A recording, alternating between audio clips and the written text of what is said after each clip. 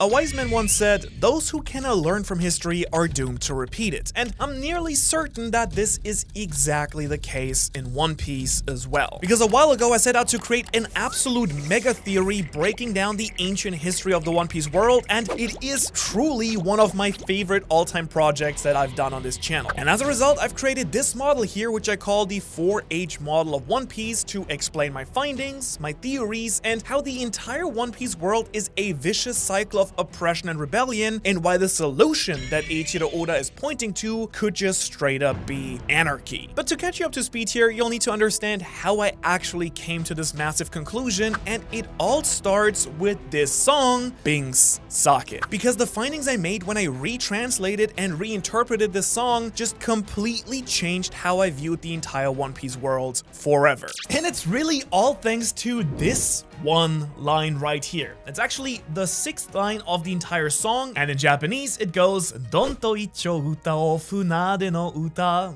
In English, it has been translated as "Let's all sing out with a don as the ship set sail." And well, on the surface, at least on paper, it's pretty clear to me what it's referring to. Don is a traditional sound effect used to describe the sound of a drum beat, which we all now know connects directly to the drums of liberation and the sun god Nika. In fact, as I'll explain later on, the Don in the song is very likely referring to Joyboy's Gear 5 heartbeat as he set sail to be the first pirate from the ancient kingdom. That's a pretty safe bet, also based on everything that we learned from Vegapunk during Egghead Island about Joyboy and the Void Century. But this is where things get interesting, because when I translated the words a second time myself, I realized that this first version is not all that it could possibly mean. And the funny thing is, I actually stumbled across this detail when I was working with one of my team members on a completely different theory about Joyboy's great 1,000-year plan, but this discovery completely changed my upload schedule, and we have to talk about this one first before we can get to that. And really, the only reason why I was looking at the song in the first place was because Binks Sake has long been used consistently throughout One Piece since its introduction in chapter 442, and always at key moments like Roger discovering Laugh Tale or the death of the Rumba pirates. And of course, since the song literally name drops Laugh Tale with its very last phrase, well, people have all been kind of aware that this song probably holds a lot more secrets than we all originally thought. In other words, when we were researching and theorizing about Joyboy's big 1,000-year plan, we knew that probably some of the secrets, at least, had to be hidden within Binks Sake as well. After all, it only makes sense that the oldest pirate song in One Piece would have something to do with, well, the oldest and first pirate, Joyboy, as it was finally confirmed by Vegapunk in chapter 1114. But I would never have guessed that the song is literally the key to everything. You see, in very classic Oda fashion, the entire lyrics are full of double meanings, and much like the poneglyphs, Binks Sake may reveal the true history of the world as well. And it all starts with this one word, which I just kind of randomly just happened to check with my online Japanese dictionary. You see, the word icho usually is meant to be with one big don, but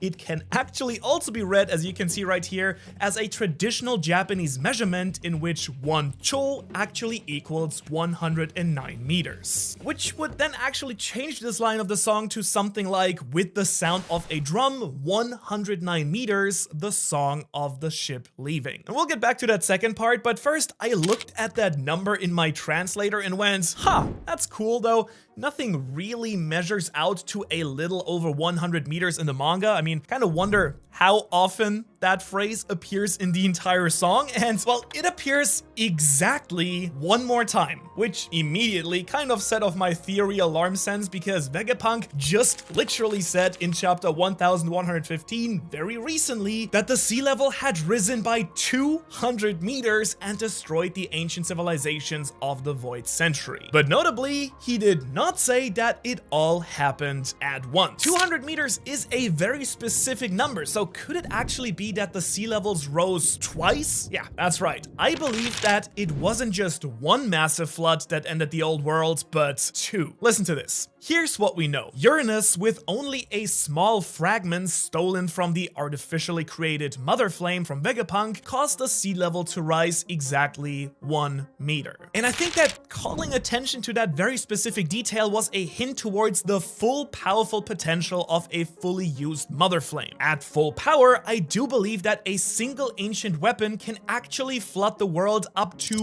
100 meters in one go, and this song, I think, does prove exactly that. Okay, but I'm getting a little bit ahead of myself here, because first of all, with this kind of random funny discovery of the 100-meter thing happening twice, both times connected to the drum beat, I did feel like we cracked the surface of something interesting here with that specific measurement, and so me and my team really went into the rest of the entire song to find anything else connected to this drum beat, ship sailing, and the 100-meter thread that we have started to unravel here. And wouldn't you know that the other second time that this lyrical line is used in the song has another super interesting double meaning as well. Because the second time it's used, it says Don toicho uta o unaba no uta, which translates in the official to "Let's all sing with the dawn, the song of the waves." Now, all you eagle-eyed film Red fans may see what I saw here, but for those of you who don't quite know what I'm talking about, let me fill you in. As you might know, the word uta in Japanese means to sing or a song, and utao means let's sing. It's kind of like cheering everyone on. But also, it's literally the name of Shanks' daughter and the name of her sing-sing fruit as well, the Uta Uta no Mi, which means that we've got a song of the seas and a song of the ship. So an interesting detail is that what's translated in the original English here as waves is actually the song of the deep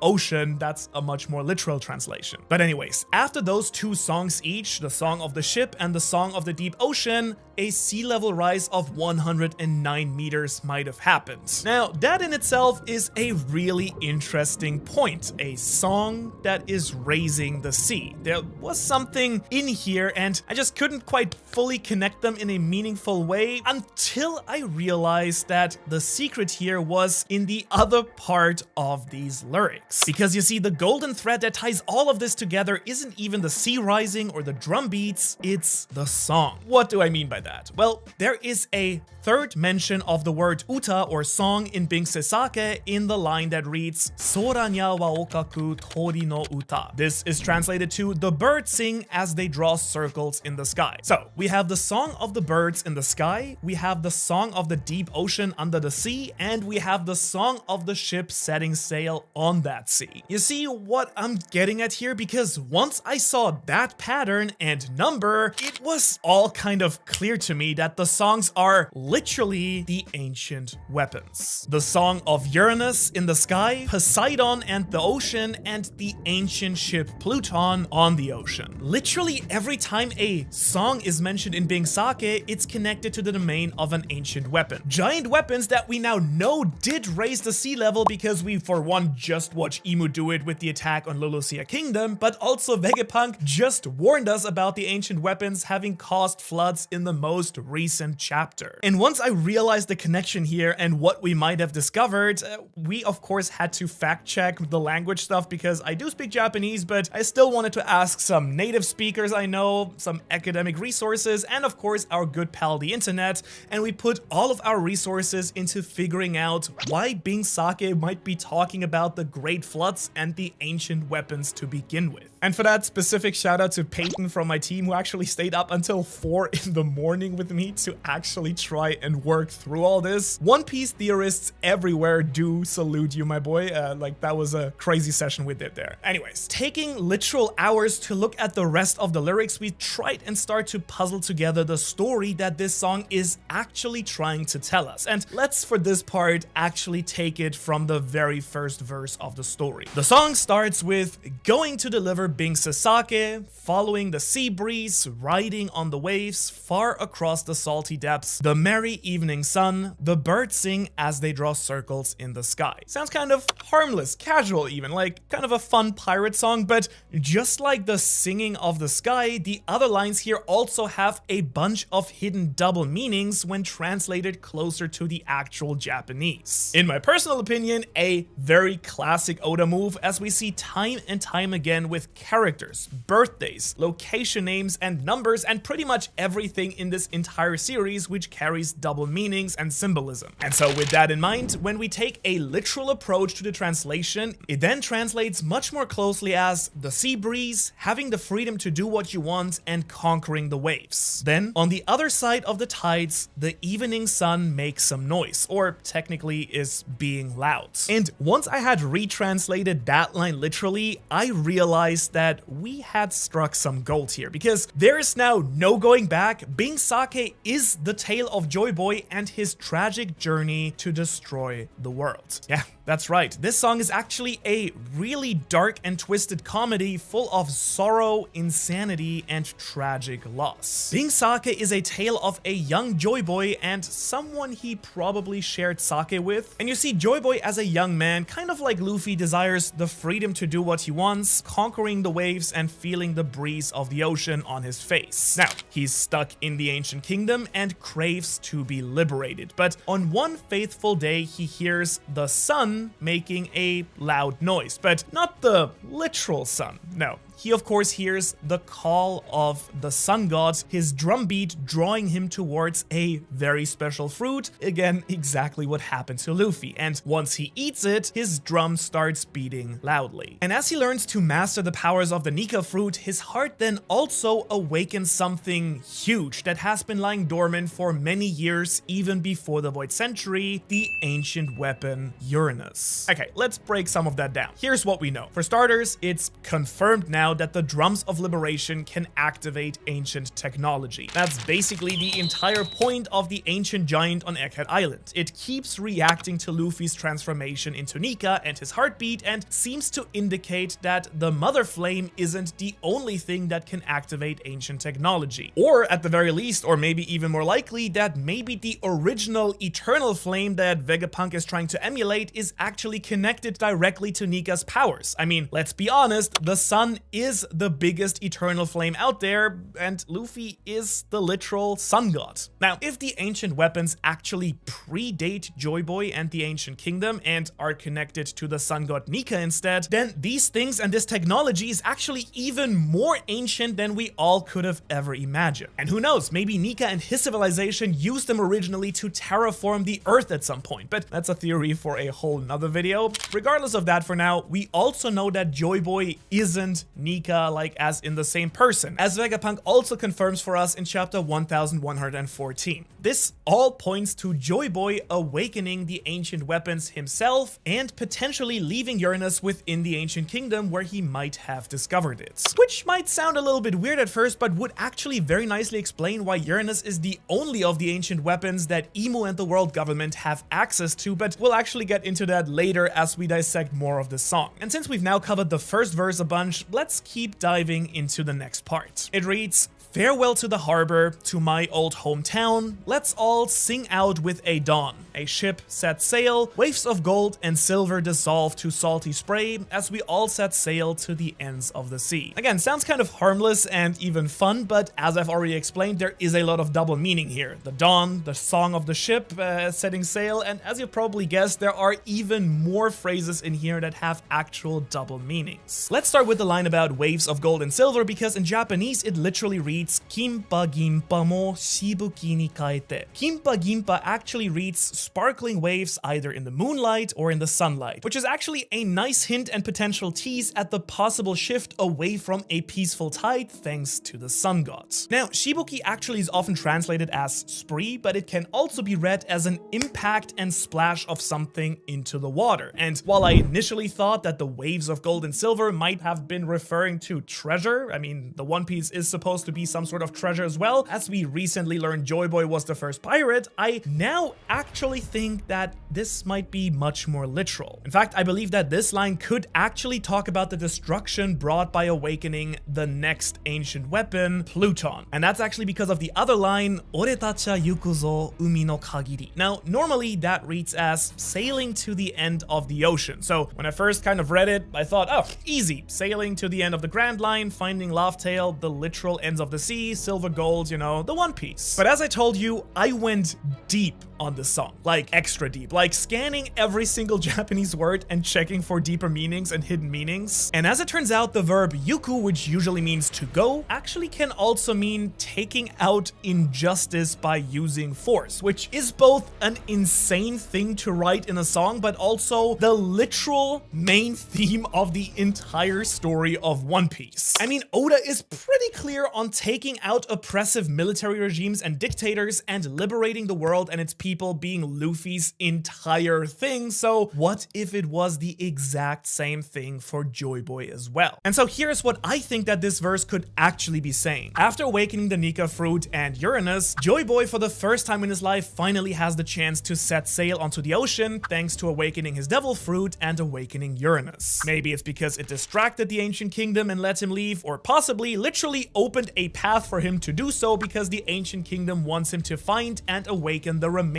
ancient weapons as well. Regardless of the details, he then leaves, saying farewell to his harbor, his hometown, and he then goes on to set sail with a dawn. And I believe that, as we again talked about earlier, this could be him finding and awakening Pluton, the giant ancient weapon warship. But this time, instead of simply activating it as with Uranus, Joyboy actually uses it. Either by accident or fully on purpose, he uses his full sun god power force and uses Pluton to rain down fire and destruction upon injustice around the world. Which basically means that he's sailing around and liberating and freeing people, much like probably Nika did before him and very much like Luffy after him. But the catch here is that because he used the ancient weapon at full power, he ends up flooding the world, raising the sea 100 meters and changing the landscape of the planet forever. And I hope you can see that things are really starting to click here a little bit. And the next verse just keeps pointing to Joyboy. Going to deliver Binks sake, we're pirates sailing through the sea, the waves are our pillows, the ship our roost, flying the proud skull on our flags and on our sails. Now, even on the surface level, this one's pretty clear. It's talking about how Joyboy is the very first pirate, something that once again we now know from Vegapunk as a confirmed fact, and how he sails the seas. As the song explains to us on its surface level, he creates or adopts a Jolly Roger, the skull on his flag, and then he journeys the Grand Line. But again, this is of course far from the important lines in this verse. Let's address the elephant in the room. And no, I am not talking about Zanisha actually, though I guess maybe I should address Zanisha because this whole verse is about Joyboy sailing the newly raised ocean with his crew. No, we actually have to talk about the reoccurring line of this entire song, Binks sake. Now, whether what I'm saying so far is correct or not, or whether the song has a different meaning, one thing I think we can all agree on. Binks sake is clearly incredibly important as a concept, appearing 4 times total in the song and being the name of the song as well. Now, we do know for a fact that sake in One Piece is a really important symbol of shared unity and brotherhood and also trust. Shanks, Luffy, Kaido, Roger, Whitebeard, Ace, Sabo, they all show us time and time again that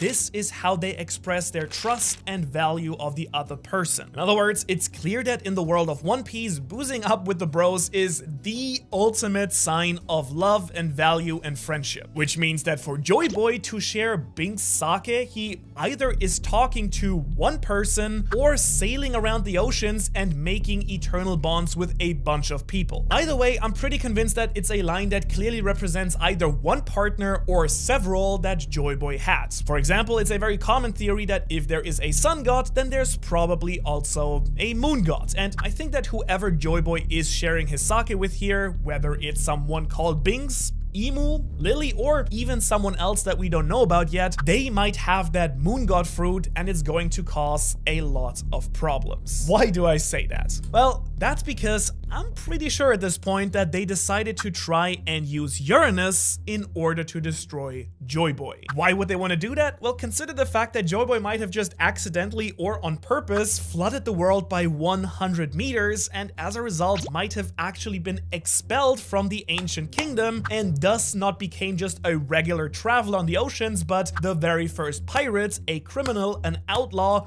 who now needs to live on his ship because he doesn't have a home anymore. You know, the entire "the waves are my pillow, the roost is my ship," and so on and so forth. Like, that guy now lives on his ship. He's now a criminal, basically, and banished from his country. But then we get even more evidence for this happening, because the next verse in the song goes a little something like this. "Now comes a storm through the far-off sky. Now the waves are dancing, beat upon the drums. If you lose your nerve, this breath could be your last, but if you just hold on, the morning sun will rise." So our first task here was to really try and break down what the storm in question here really could be. And as I just said, I still believe that it's someone else now using Uranus. If you pay attention to what happens in chapter 1060 before the island of Lulusia is destroyed, a great storm seems to start forming above the island. In fact, the anime even goes so far as highlighting the sky going black as the weapon starts closing in. And remember, that might be at only 1% of its actual power if my math about the 100 meters is actually true, so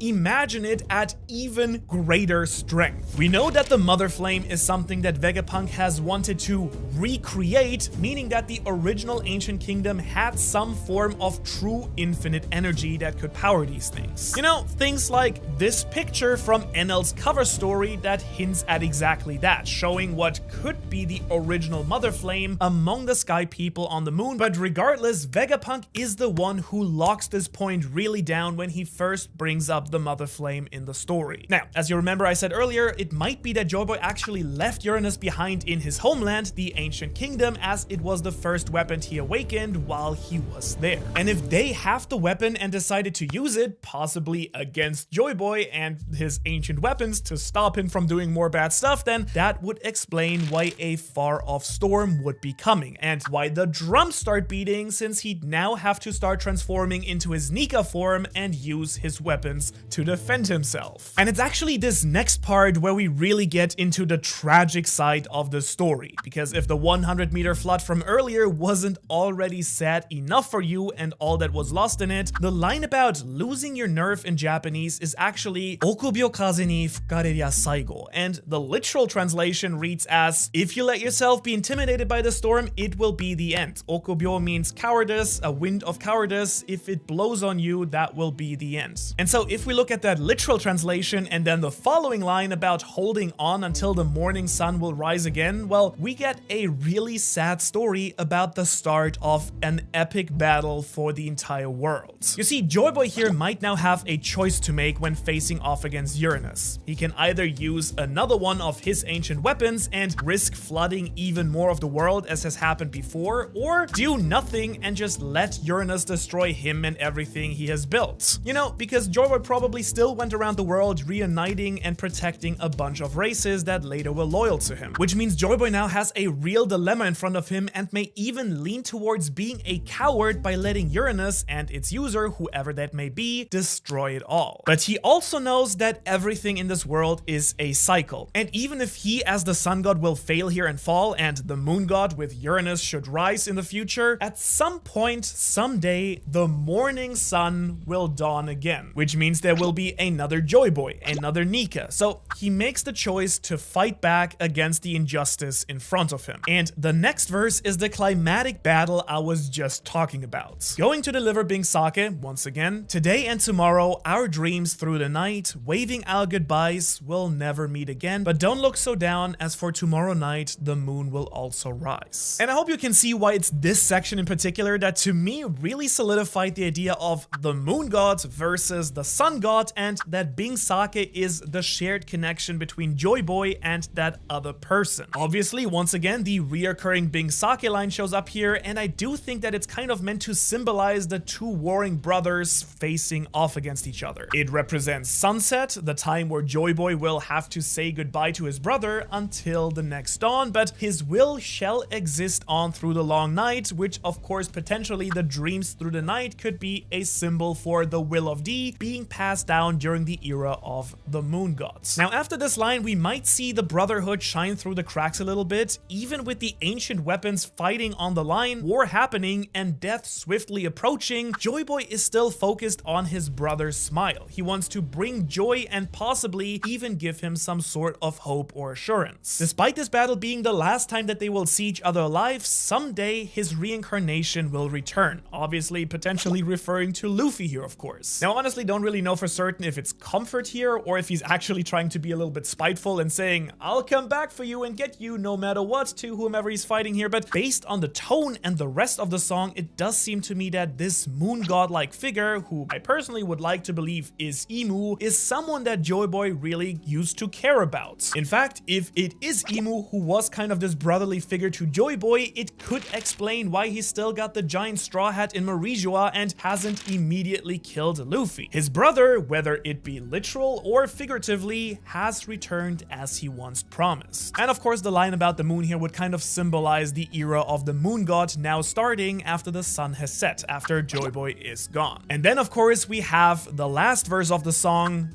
going to deliver Binks sake. Let's all sing it with a dawn, a song of the ocean. Doesn't matter who you are, someday you'll just be bones, never ending, ever wondering, our funny traveling tale. Alright, step one is obvious I think at this point. Binks sake is being delivered once again, potentially meaning that the two brothers meet now for the very last time, but this time it's a song of waves. That means it isn't Uranus or Pluton, but Poseidon that is being used here, which actually would make a lot of sense since Joyboy did make some sort of promise that he could never keep to the fishmen. Now, for the longest time, we've all kind of always assumed that it was a promise to bring them back to the surface with the Noah, and he failed to do so, but what if it was actually an apology to a broken, unfulfilled promise? An apology for breaking his promise and actually using the power of Poseidon to try and stop Uranus, an event that would surely have caused the survivors to look at the fisherman race with a lot of disgust and fear. He may also be apologizing for what was going to happen to them because of his actions, knowing that his successor would one day make it up to them somehow. Now, on top of this, the Japanese here is a little bit weird because the kanji used for the ocean is umi, but it actually is being sung as unaba, which is actually kind of weird here and is used in the line Don to icho uta o unaba no uta, and it's actually a shortened version of the word unabara, which actually means the deep sea, something that may hint that this line is about the fishmen who live in the deep sea, and specifically, of course, Poseidon, who rules over the Sea Kings. In other words, the big clash between the two brothers has now happened, and once again, using another ancient weapon, Joyboy has flooded the world by yet another 100 meters. Now, the next line about everyone becoming bones one day can be taken in a few different ways here. It could mean that everyone's gonna die in this catastrophic flood happening, despite them being good or bad, but it could also be read as a more targeted line in Japanese, translating to, no matter who you are, we will all be bones, which seems like a line meant for someone directly, almost like a sad and hollow threat of their inevitable death. Honestly, not 100% sure on that one. As for the final lines of the song as well, they do seem to hint at something even bigger, especially when you connect them to the previous line, Hatenashi, atenashi, warai banashi. It's the Japanese version of the last line here, and the word atenashi has the double meaning of both being aimless but also hopeless, which would actually translate the last line to something more akin to never-ending, aimless slash hopeless, our funny traveling tale slash laugh tale, which is not only the best alt-punk band song title ever, I think, but also a really scary indication of what Joyboy thinks the world of One Piece is actually like. You see, if you combine these last two weird lines together, it seems to read that no matter who you are, this is how the world is just going to be. It's going to end in death, and it's a never-ending, aimless, and hopeless laughing story all the way around. So could it be that Joyboy in the end uncovered the truth behind this never-ending cycle of the sun and the moon and realizes that even if he tries to break through it, it's always going to end in sadness and death and tragedy? Is that the reason why Rayleigh became a drunk and is right now drinking himself into a delirium during Vegapunk's speech, and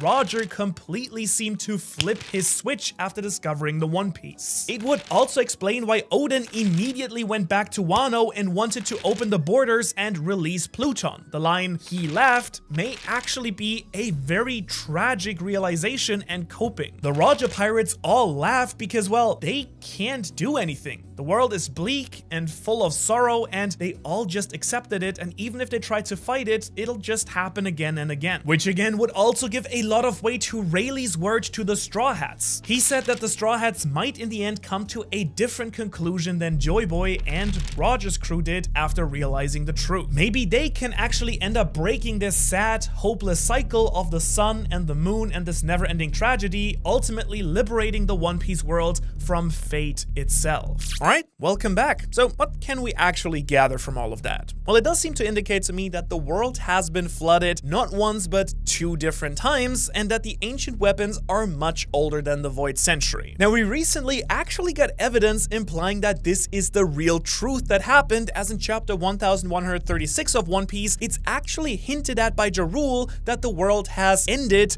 twice before. Now, if Nika is supposedly bound to bring liberation or destruction, as he says, well, that to me implies that other Nikas have appeared over time and caused this great flood in the past. And of course, seeing as Joyboy is always tied to Nika and Luffy's Gear 5, he could very well be the Nika that ended the world twice himself. But what if this all actually goes even further back in time? Like, what if the world ended several times? And don't worry, we will talk more about that later. But now, since you've got the basic idea of what I've at this point dubbed the endless cycle of sorrow in the One Piece world, this destiny or fate that seems to cause cycles of death and destruction in the wake of Nika, let's actually run it all the way back to the beginning. I want to theorize and analyze the earliest parts of the One Piece timeline, breaking down who might have been on the One Piece planet before Nika, the other gods, and the Lunarians ever came down from the skies. I'm going to refer to these as the Titans, which are basically just giant creatures who used to roam the One Piece planet, and I'll tell you more about them right now. See you in a sec.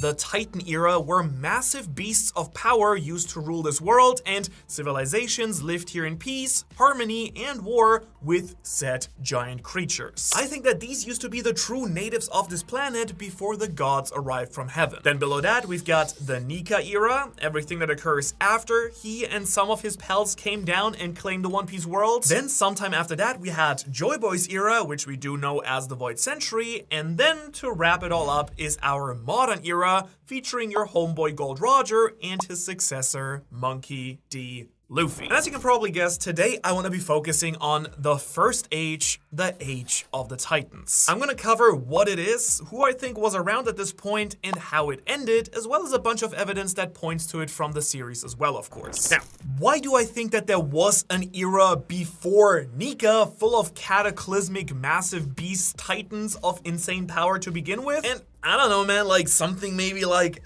this massive giant beast skull on Onigashima, an unbelievably large dome that size dwarfs every creature that we've seen so far, including Kaido and the numbers, maybe except for Zunisha, really, who is also from a race of massive elephants unique to this world as well. As you can imagine, I'll be coming back to Zunisha in a little bit, but let's focus on the skull here first, who and what it may have belonged to, and how that would change the entire world of One Piece as we thought we know it. Now we can all see, I think, that it looks vaguely humanoid, towers over entire mountains, and then there's this gigantic katana-style blade in front of it as well. We have these 2 massive horns that are sticking out of it, but there are no signs of a body anywhere else, pretty much just the head. So what can we actually deduct from that for sure? Well, for one, this thing has been there for a long time and could have even predated the massive walls that surround New Wano. I thought for a moment that my entire theory was kind of busted because Onigashima had to have been created after the Void Century or else it would have been flooded. But actually, no, it turns out it has always sat that high above the old Wano civilization on a secondary smaller peak of the mountain. It actually sits at the perfect height compared to the walls that were erected, now that I really look at it.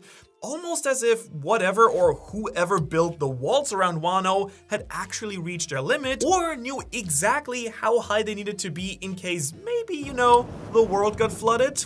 Interesting. I'm gonna say very, very interesting. Okay, so we do know where it is, obviously, but who is this? Well, I'm obviously far from the first person to propose this idea, but I think it's very reasonable to assume that this skull belonged to a precursor of the ancient giants. And I mean a true ancient giant that lived over 1,000 years ago, and there's really only one person that I can think of that fits the bill here and has a connection to a lot of weird moving parts in One Piece already. Oars, the continent puller. Because I mean, the horns, the way that the teeth are laid out, I mean, they all line up with Oars and also, of course, Little Oars Jr. But that, of course, raises another problem, and I hear you. Dude, we've literally seen Oars in Thriller Bark, and he had a head and a skull and is nowhere near that exact size. And you are, of course, correct about that, but let me bring something to your attention here. Oars was set to pull literal continents. So does our big red buddy look like he's able to pull like an entire island? No, I don't know. At best, he could pull maybe a castle or something. Now, we also know that Little Oars Jr., the ancient giant on Whitebeard's crew, is actually Oars the Third. That's his actual name. And since we do know that he's a descendant of the Oars that we met on Thriller Bark, that means that he's probably his grandson, if not even a few generations removed, I guess. After all, the Oars that we saw in Thriller Bark froze and died 500 years ago at the age of 160 in the Land of Ice, and we do know that Little Oars Jr. was only 70 when he died at Marineford. Now, of course, I don't know the actual lifespan of an ancient giant, but those numbers leave a 430-year gap between them, and that would mean that there was one missing giant that would have been around 450 years old when their son, Little Oars Jr., was born as well. Which is actually 3 times the age of Oars when he died originally, which is actually kind of crazy. Now, the reason why I'm doing all these age comparisons is actually to show you that it's much more than likely that Oars 3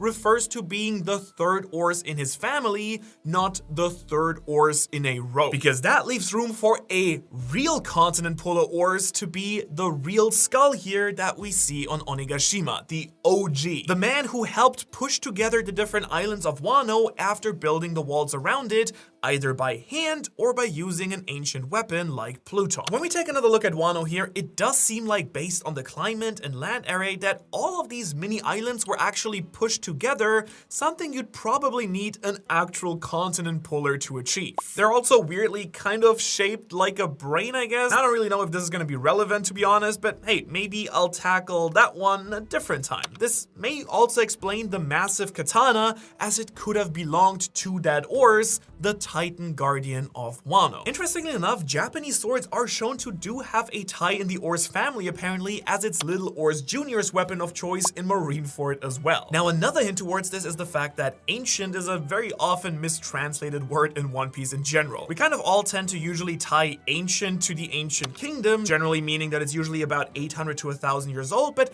that's actually not accurate, since in Japanese, the ancient kingdom actually is more accurately known as the Great Kingdom, while the ancient weapons and the ancient giants are actually described as ancient Kodai in Japanese as well. In fact, in the next upcoming video of the series, as well as my Binks sake theory from earlier, you're gonna find out that I'm a firm believer in the fact that the ancient weapons actually vastly predate the Void Century and the Great Kingdom by probably thousands of years, which means that I also believe that the origins of this type of ancient giants have roots that far back as well. Now, of course, don't worry, this video isn't all gonna be just about Oars, because there's a lot more to talk about when it comes to the Titans. And also how most of them were probably slain by Nika and the other gods that came down from the moon. For example, there are these massive, shadowy, mysterious figures that roam the sea inside of the Florian Triangle. These behemoths do seem to be similar to Zunisha size and are vaguely humanoid monsters that do somewhat resemble a yokai known as the Umibozu. And it's actually also not the only time that we do see a creature of this shape and appearance, as the weird massive silhouette that Imo turns into at the end of chapter 1085 actually also somewhat resembles these massive beasts that roam the ocean as well. Potentially, Imo may even be one of these ancient Umibozu style creatures, and I have found an interesting bit of evidence that might actually tie Imo, these beasts, and the original Oars, and even Joyboy all together. I want you to take a look on Red Ors's loincloth here. See that cross symbol? We can actually also find the symbol above the giant doors to the big frozen straw hat that Emu is hiding in chapter 906. It's a little bit hard to see, but in the panel with all the doorways, it is clearly drawn and visible if you look closely and zoom in a little bit here. Can we zoom in? Okay, thank you. Yeah. I know it was a little aside, but if the original Ors lived way before the Void Century, there is a chance that he is Joyboy, or at least one of his descendants was,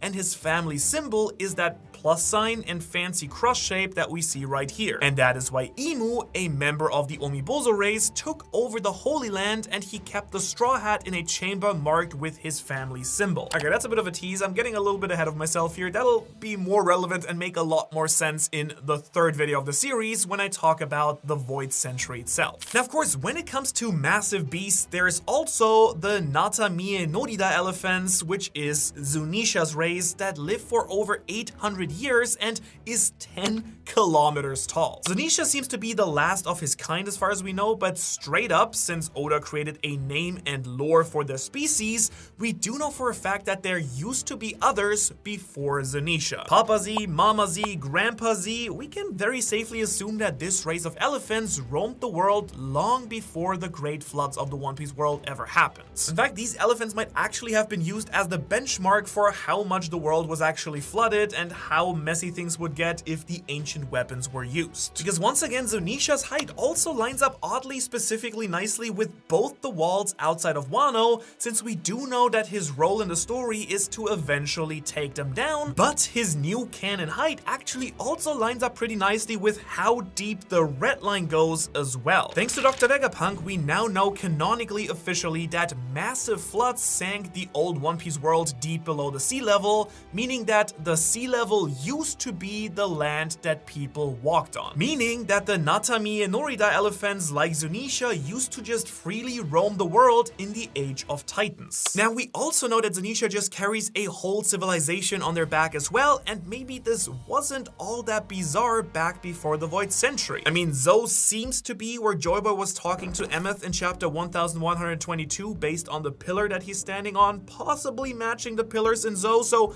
maybe after the original use of the ancient weapons, the smaller races were actually forced up to ride around on the Titans and other large creatures in order to survive in general. Then next up, there's of course also all of the Sea Kings and the mythical dragons that we do know once were existing in the One Piece world as well. As you can probably tell at this point, Oda has somewhat created a theme of tying massively sized creatures and anything with the term ancient to describe things from a time way before the Void Century ever happened. There are remnants of it scattered around so many places in the world, and as time went on, I do think that a bunch of these things got like incrementally smaller, like the Sea Kings and the dragons, and even the Orzes, as we saw with Ryuma slay one that was relatively small in the Monsters one-shot as well. And in case you don't know, this is a real phenomenon in our world as well, where if there isn't enough space, things get smaller on a more limited scale, right? Like there's even a race of hobbit-like humans that they found on a small islands that had like small elephants, basically in an island world that got flooded.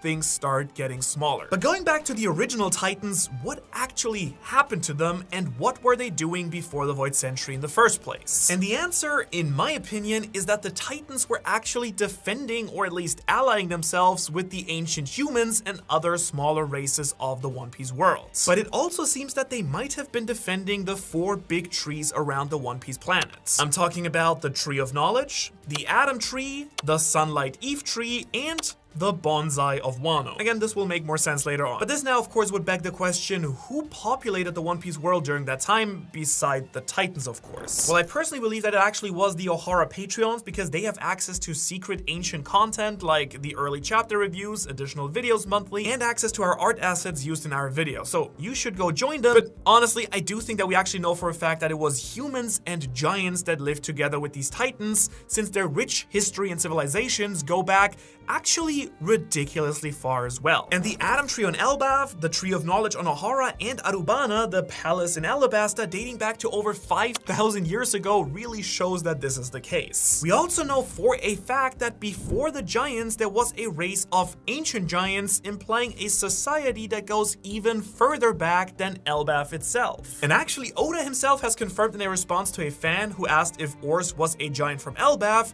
He responded that Ors is a giant, but not of Elbaf origin, which I think both supports the idea that the ancient giant race could have been from Wano or another country, or that at the very least, the original Elbafians, Elbafos, whatever they're called, that they were the ancient giants and that the name Elbaf wasn't coined until after his clan moved away or basically got eradicated. And actually, I do want to stick with Elbaf here for just a brief moment because it holds two massive, and I literally mean massive, hints at the Age of Titans as well, an age of creatures so massive they could carry civilizations on their back and whose corpses become literal civilizations and entire islands, like is the case with Onigashima. And the glaring pieces of evidence are this sword and the previously mentioned Adam Tree. Okay, I can't stress this enough. I think people still don't get that this sword is big, and I mean really, really big. It is nearly the height of the full-grown Adam Tree and had to be wielded by someone even bigger than that. Meaning so much bigger than all of the giants or even the ancient giants that we know. Also, did you know what kind of sword that is? I mean, I gotta admit, I did not at first, and that's why I went around and asked all of the medieval history nerds what kind of sword they thought that this was, and they all kind of settled on a two-handed long sword based on the size of the sword guard, hilt, and its scale compared to the blade itself. Now, why is that relevant, you ask? Well, considering it's nearly the size of this entire tree, it actually means that the tree itself isn't that old, at least not for its lifespan. Like, those swords have anywhere between a 4 to 5 foot blade length, and that's not taller than your average person. So considering that the person wielding the sword would need to be even bigger than it, that would mean that the tree is roughly the size of the sword's owner, meaning that it's probably only a little bit larger than a sapling, at least in its life cycle. And it's that fact why I believe that this sword actually belonged to one of two people, either the Titan Guardian of Elbaf or the 4 gods that eventually colonized the world. Either the Titans, as I mentioned earlier, were actually defending the sapling trees across the world back then, or after the defeat, the gods planted these trees in their graves as kind of part of the colonization project. This would also explain the truly massive tree on Ohara, the Sunlight Tree Eve, and why there is a similarly sized katana on Onigashima as well. Onigashima, close to Wano, with their giant tree too. So you're starting to see that there is a lot more here than you previously thought, and I haven't even scratched the surface. Like, I could go on a whole tangent about Greek mythology where we literally have the Titans versus the gods and the gods slaying the Titans to replace their eras. Or we have the fact that the One Piece world is oddly big, and you know, a bunch of people have gone and calculated that it's probably several times bigger than our planet, meaning that it would make sense that it used to host giant creatures. But maybe those are details for another time. Now that we've covered why I do believe that there was an era of Titans, I can now finally get to why they were eventually slain and nearly went extinct. I will lay out what I believe actually happened, so grab your blankies and a cup of hot cocoa. It is now story time with Daddy Manu, and obviously this is just a little bit of my headcanon based on the evidence that I've shown so far, and some that is still gonna come in the other videos, so take it with a grain of salt, but just lay back and enjoy it. Many thousands of years ago, in the One Piece world, in this world of Titans, ancient civilizations found their roots. Some worshipped the Titans, others feared them, and some societies worked alongside of them. Together they crafted beautiful towns, cities, and kingdoms, and thanks to their resources and the Titans, they were able to get by. Things weren't super crazy advanced in the One Piece world, but they were good. That was all until the heavens split and 4 angelic gods, the god of rain, the god of the forest, of the earth, and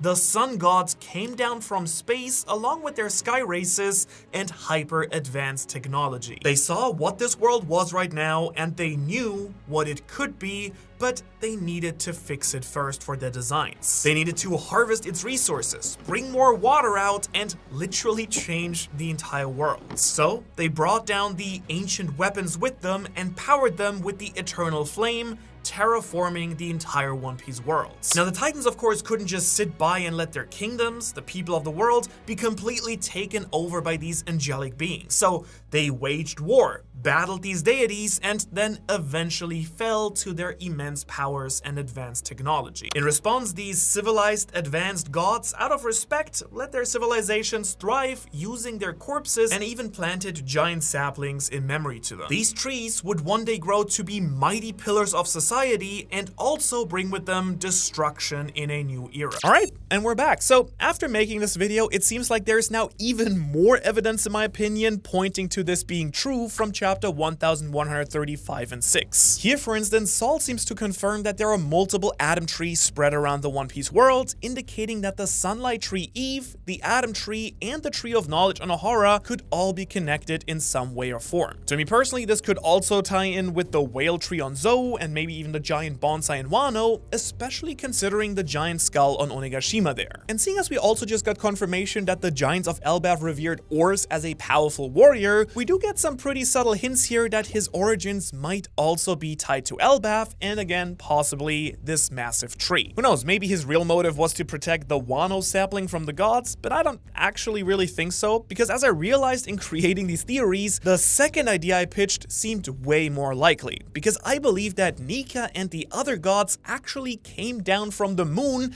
to plant these massive atom trees to begin with, which means that it's now time to analyze the era of gods, specifically the era of Nika. We'll analyze it in just a second when you watched it. I believe that 4 incredibly powerful gods, the god of earth, forest, rain, and the sun, all came down from the sky to overtake this world from the Titans and conquer the entire One Piece planets. Now, you might already have realized that those are the exact same 4 gods that we learned about in Skypiea, and since we only know the name of the sun god, Nika, I think it makes the most sense to focus on him first in our first chapter of the day, Nika 101. Now, Nika seems to have powers beyond anything that we thought was possible in One Piece, and may have even been able to manifest anything that he imagined into the world itself. Interestingly enough, this lines up with this quote of the mysterious person Willie Gallen that we get when this literal giant ship is falling from the sky in front of the Straw Hats. He says, "Anything that man can imagine is a possibility in reality," and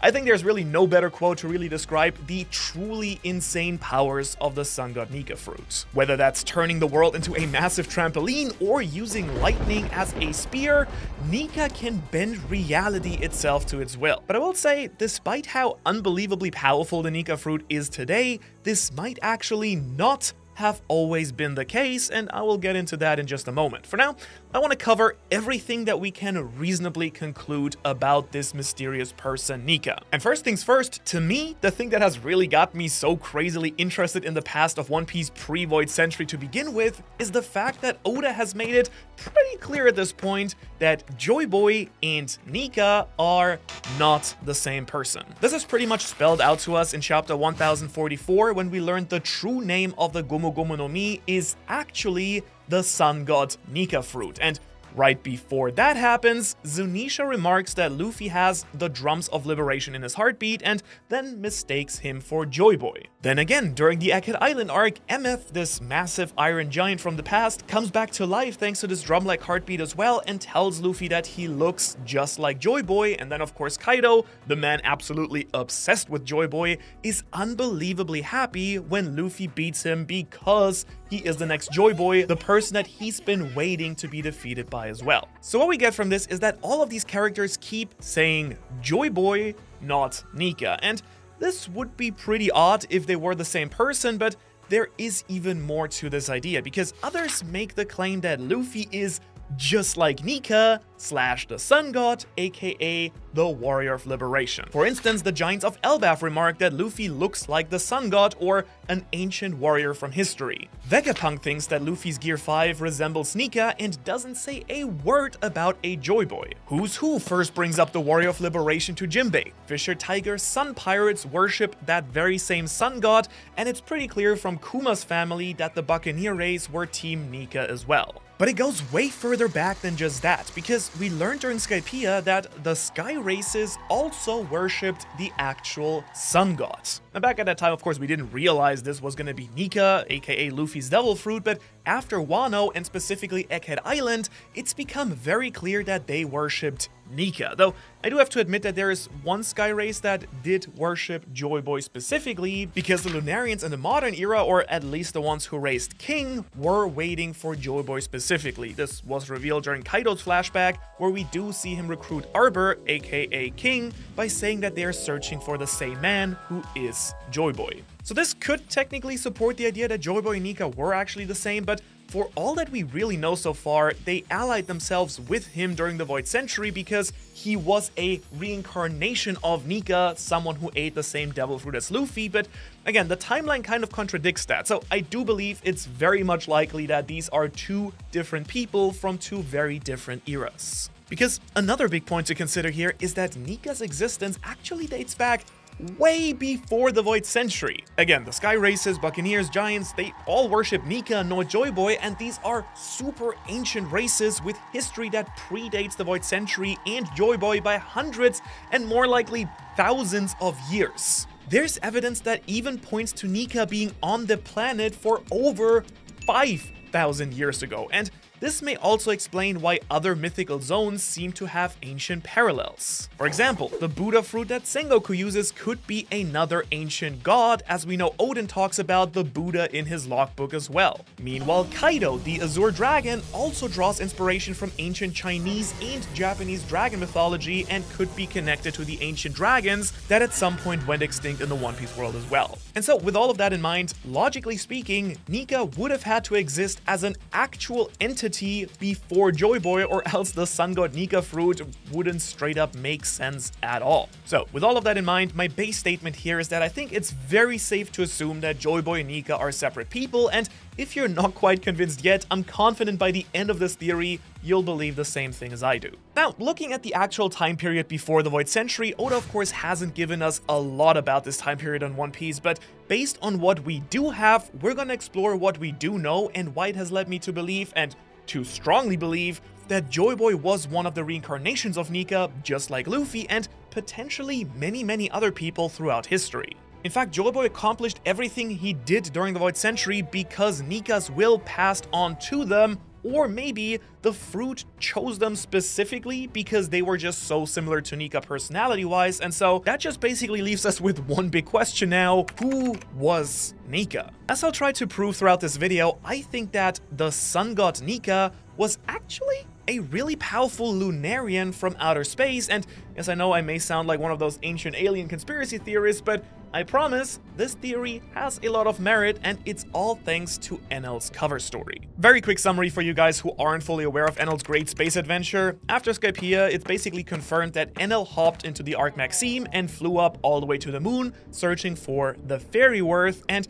there he found remnants of an old ancient civilization, battlefields, alien space pirates, and also these little automata guys that remind me of the Capcom mascots for some reason. Whatever. During his adventure, he came across a massive wall mural depicting the moon city Burka and 3 sky races, the Burkans, the Shandians, and the Skypians, who at some point all came down to this world from the moon.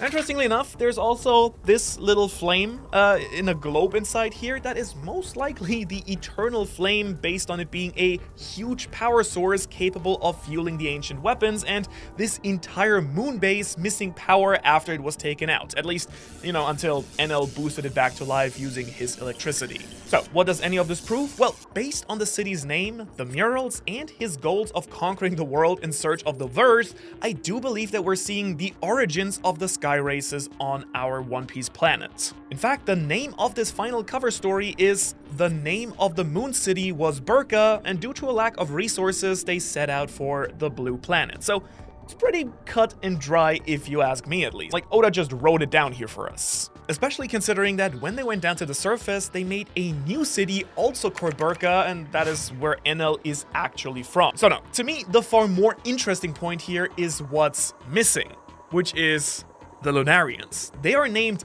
after the moon. Luna, as the root word for Luna in Latin, is moon-like. So what is going on here? Why are they not on the moon, or were they never there? Like, why is it that the Lunarians weren't depicted here in a mural of sky races who came down from the moon, who are also angelic themed races with wings? And well, I believe it's because the Lunarians might have been the one who came down to the planet first, and considering that we don't see any of these sky races use technology from the ancient moon city, to me it seems very likely that the lunar base was actually left to the other sky races by the Lunarians. And then at some point, once these three other groups ran out of resources, they just followed the Lunarians down to the planet. Now, just to cover all bases here, I could be wrong and have it the other way around. It could be that the Lunarians came down after all the three other sky races already went down, but it doesn't make as much sense to me considering the murals, the timeline, and of course their namesake. This would explain why they needed to go to the blue planet, why the Lunarians aren't depicted in the murals, and possibly even why they had to bring the Eternal Flame down with them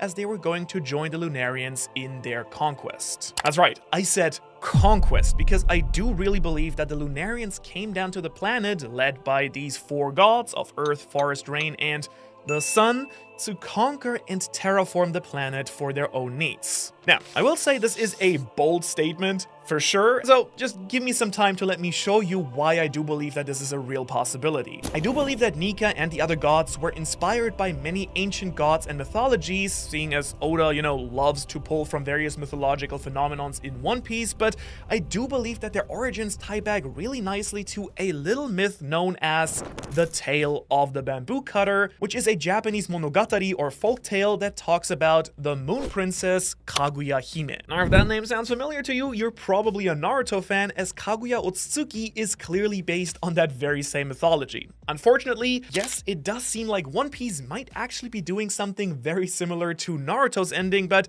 this time it will be good, make a lot of sense, and have a lot of foreshadowing, because this goes back, again, literally hundreds of chapters. So for now, all you really need to know is that Kaguya is an alien princess from the moon who came down to the planet Earth because she was punished by her own kind. And I actually want to come back to her specifically later, maybe you know what I mean, but for now, what's important is that I believe that Kaguya Hime helped at least inspire Nika and the other four gods, so let me break that down for you completely here. We first find out about the four gods of One Piece during Skypiea. They are prominent figures to the sky races, and they were known as the Rain God, the Earth God, the Forest God, and of course, Nika, the Sun God. Now, during Nolan's flashback 400 years ago, it was actually revealed that all four of these titles were falsely attributed to Kashigami, but seeing as Nika exists, I think it's very reasonable to assume that, much like Loki, Kashigami falsely took on these titles based on the people around him. Reminds me a little bit of Elbaf and everyone calling themselves the Sun God. So with that said, now that we've covered the Sun God Nika, what's up with these other three gods? Well, to be fair, we of course really don't know that much. We don't know, for example, if there are three more god devil fruits like this, but their titles and history might actually reveal a ton of information that Oda has hidden in the story. I think that we can gather that based on Nika's timeline, the Sun God and his companions seem to predate all four sky races. So based on my timeline that I laid out here, it only makes sense to me that all of the gods were in fact Lunarians. In case you don't remember, Whitebeard actually refers to the Lunarians as the gods who lived up on the red line, that they have a massive flame on their back and control fire powers, and that they were seemingly super advanced with their own tech based on the civilization on the moon. Now, Nika and the gods being Lunarians makes a lot of sense to me based on just these points, plus we still don't know what the Eternal Flame actually was, but considering that Vegapunk created a knockoff called the Mother Flame sometime after he performed a bunch of tests on King specifically, and it's a power source that's supposed to be infinite, the Eternal Flame could have been straight up Nika's Lunarian Flame. So to me, that's just the most straightforward answer to what race these gods could have been, Lunarians known as gods, and, you know, everything else makes sense as well. But what about their roles? Like, why do I think that they have those titles? And why do we think that they wanted to terraform the One Piece planets? Well, let's for a moment really think about what they're named after. The Earth, the Forest, the Rain, and the Sun. Like, these are really specific when you really look at it. It's not like the fire god, the wind god, the water god, and the earth god. No, like, these choices seem oddly deliberate. Now, what first came to mind was gods from real mythologies that tied in, like Chak, the Mayan rain god, Gaia, the earth mother from Greco-Roman mythology, and Ra, the sun god from ancient Egypt. But you know, if you really look at it, these kind of didn't really have any solid tie-in or connection. And when I then tried to scramble through a bunch of other gods, you know, like, I couldn't really nail anything down here. So at that point, since I felt a little bit stuck, I instead turned back to the true ancient world of One Piece that we do know, what objects and places would have been around during the time already, and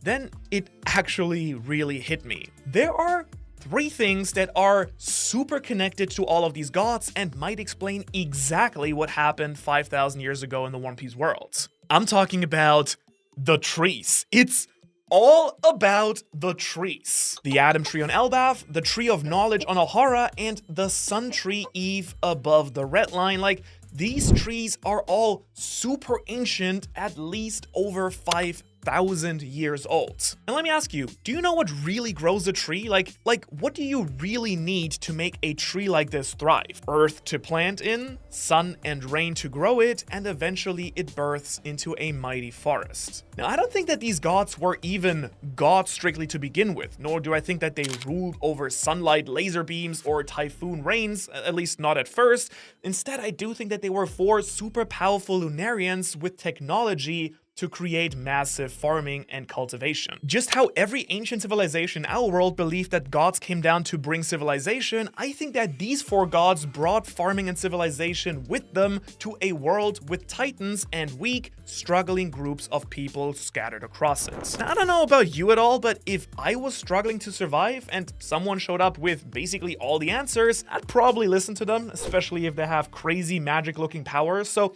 I've come to the conclusion personally that they were probably not actually gods with super divine status, but instead these 4 people were extraterrestrial beings with insanely advanced technology and thus were just viewed as gods because that stuff looks like magic. As a result, there is a really good reason to believe that they might not even have had actual supernatural powers over earth, rain, and forest, but instead they just had the edgy black wings and flame control that we know from King. And those seem to be pretty solid reasons to me to worship someone as a god, plus it ties in pretty nicely into a bunch of points in One Piece and the real world as well. If you're curious, in the real world this ties in, for example, really well with the story of the Anunnaki, the gods from ancient Sumeria, where these gods were associated with descending from the heavens, tied to various celestial bodies, and then ruled over the land of Mesopotamia, the real-world origin, at least so far as we know, of civilization and agriculture. It is literally known as the Fertile Crescent due to its immense capacity for farming and growth. So maybe that's even a crescent moon connection if you really want to go hard and take that angle. But if you want to talk about something more pseudoscience-y and conspiracy theory-like, which I absolutely do because I'm really into that stuff, the Anunnaki also have a story similar to what seems to happen exactly in the ancient One Piece world. In the 1975 book, The 12th Planet, which is a really fun read, the Anunnaki are claimed to be these sort of advanced humanoid aliens from the planet Nibiru, Planet X or Planet 9, right? And they come to the Earth around 500,000 years ago to try and harvest all of its minerals, you know, mostly to save their own atmosphere. Like, basically, they ran out of resources, kind of like the people on the moon, and needed to get them from somewhere else. So yes, it is with my utmost condolences and excitement that I do speculate that Oda is actually a strong fan of ancient aliens on the History Channel. To return to that story, they then also have hybrid babies with humans, a great flood happens, and then they have to teach the world farming. Now, in a previous video, I've actually already hypothesized that the Buccaneers might actually be this hybrid half-god, half-mortal race based on the Bible in my theory Bible piece. Not to mention the myth of Noah's flood and the other similar myths that predated, like the Epic of Gilgamesh, also have all of their origins in Mesopotamia. And as we all know, Oda loves flooding the One Piece world, as we found out. Like, that's his whole thing. That's the gag of the One Piece world. So, well, yes, some of this might sound crazy and weird. Both of these versions, the historically accurate or more accurate and the more fictional or esoteric retelling, both seem to inspire what we do see exactly happening during Enel's cover story. In fact, there is a lot of reason to believe that this story was the key inspiration for the Sky Races coming down to harvest the planet. I mean, look at what we know happens in the series with Enel and his arc Maxime. It does sound very familiar. In fact, kind of like most arcs in One Piece, Skypiea should be a sort of microcosm or smaller version of something greater that encapsulates the entire story. Let's look at the facts. Enel makes a giant space boat as the god of an angel race from the heavens. He does this to find a great amount of worth for his new kingdom, and his entire goal is just resource management and colonization, and he probably based this entire arc on some sort of ancient blueprints that he found in a temple from an era long before him. To me, the safe assumption here is Uranus, as Imu shows us in chapter 1060 that what we can very safely assume at this point is Uranus creates a very similar attack to Raigo. But I do also want to point out that the original blueprints could also have been the Noah deep beneath the seafloor. After all, it also is a massive arc-style ship and predates everything that we know about the modern One Piece era. Now, this all could of course be a subtle hint at something that I've believed for a really long time, and I recently brought it up in my Joyboy's Plan and Binks Sake theories as well, which is the idea that the ancient weapons are actually much older than the Ancient Kingdom and even Joyboy. And I'm pretty much convinced at this point that they weren't designed to be weapons at all, but instead super elaborate farming and terraforming tools instead. Because everything that we actually do know about these weapons ties in really well with what I've been saying all along. For example, we do know what Poseidon does, controlling fish and, well, the Sea Kings, and as I mentioned, it seems like Uranus can destroy land by raining down beams of light. Interestingly enough, this is also something that Vegapunk mentions during his speech in chapter 1115, as he says that their use is what ties it to the rising sea level. Pluton seems to have some connection to destroying the Earth, as it's claimed to destroy islands in one shot, and Tom refers to it as the most monstrous ship in history. And all of these objects are really tied to specific bloodlines or locations in the world, and their locations are explained in the poneglyphs, which is the physical story and leftovers from Joyboy. Now, how do all of these tie in with the gods and Nika? Well, what do you need to do when farming and planting trees? Move the earth, dig a big hole, and then throw some fish at it? No, I mean, yeah, you need water. And we do know that activating the ancient weapons seems to raise the sea level as well. These weapons are also named after the celestial bodies and ancient gods as well. So this lines up already pretty nicely with how the Greco-Roman gods and the Anunnaki had planets named after them too. In fact, Oda has created a tie between the ancient weapons, celestial bodies, and the gods, and obviously he had a reason to do so, even if this idea that I specifically mentioned right now turns out to not be correct. Now, of course, there are some important counterpoints to address. For example, Frankie and Tom saying that Pluton was built in Water 7, but Frankie and Iceberg also immediately questioned how a ship like that could have even ever been built. And to me, this line of questioning could point at the ship being retrofitted at Water 7 to become a warship, or even the blueprints that Frankie has being a countermeasure to Pluton, which there have been like some weird translation issues. But I do think that its true purpose was probably farming through some super advanced technological means. And I do mean full-on terraforming, farming on a massive global scale. And that would explain why Frankie questions how it could have ever been built to begin with, right? Now, what I've been talking about with the ancient weapons being farm tools actually has precedent in our real world as well, because many medieval farming tools evolved into modern weapons. Sickle scythes were used to farm wheat and clear grass, pitchforks were used to move hay, Japanese scythes were used to plant seeds at specific depths and distances, and even nunchucks were thought to be used to flail rice and grain. So interestingly enough, farm tools being retrofitted into weapons is actually fairly common in our real-world history, and so maybe this is exactly how the ancient weapons became known as weapons, because people in later generations didn't know what they were for and how to use them. Turns out anything can become a weapon if the urge to destroy stuff is strong enough. Now, my own actual idea here is that after the gods finished using the ancient weapons to terraform, the power to control the Sea Kings, destroy islands, raise the seas, and rain hell from above all became weapons of mass destruction, even though they were used to farm the planet, potentially creating even stuff like the Red Line, mountains, raising the seas, you know, the Grand Line. At some point they did get repurposed. Either on purpose or because the knowledge of what they were actually for got lost, they at some point might have been turned from farm tools to weapons by either the gods themselves or more likely the civilization that fought and then defeated the gods sometime after. And that may actually have been thanks to Nika. When I took a step back and zoomed out a little bit to analyze Nika again, oh, okay, not that far back, pull it back, okay, cool.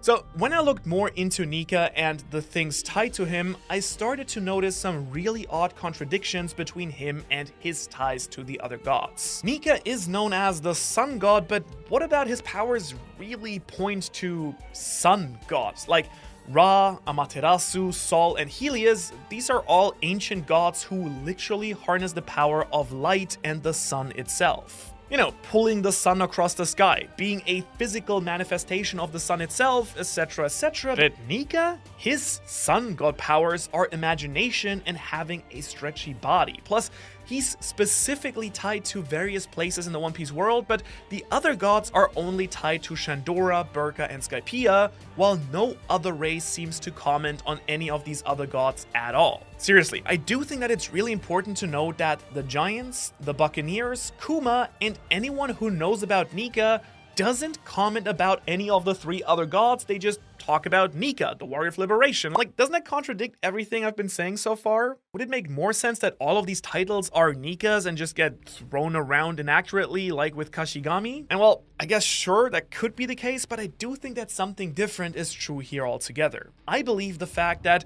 the only god people remember is Nika, but not the other gods, is important because at some point, Nika became way more memorable than any of the other three. And as I talked about in Bible Piece and Titan Piece, part 1 of the series, I do believe that it's because Nika's true role is the god of rebellion, and his first great war was waged against the gods 1,500 years ago. And while I'll talk about exactly why 1,500 years ago is important in part 3, Calendar Piece, for now we can talk about what happened and why I think that Nika betrayed his own kind. The reason I think this is because he's referred to as the warrior of liberation and actively appears throughout history in some way, shape, or form to help free the oppressed from the shackles. Luffy is doing exactly that right now.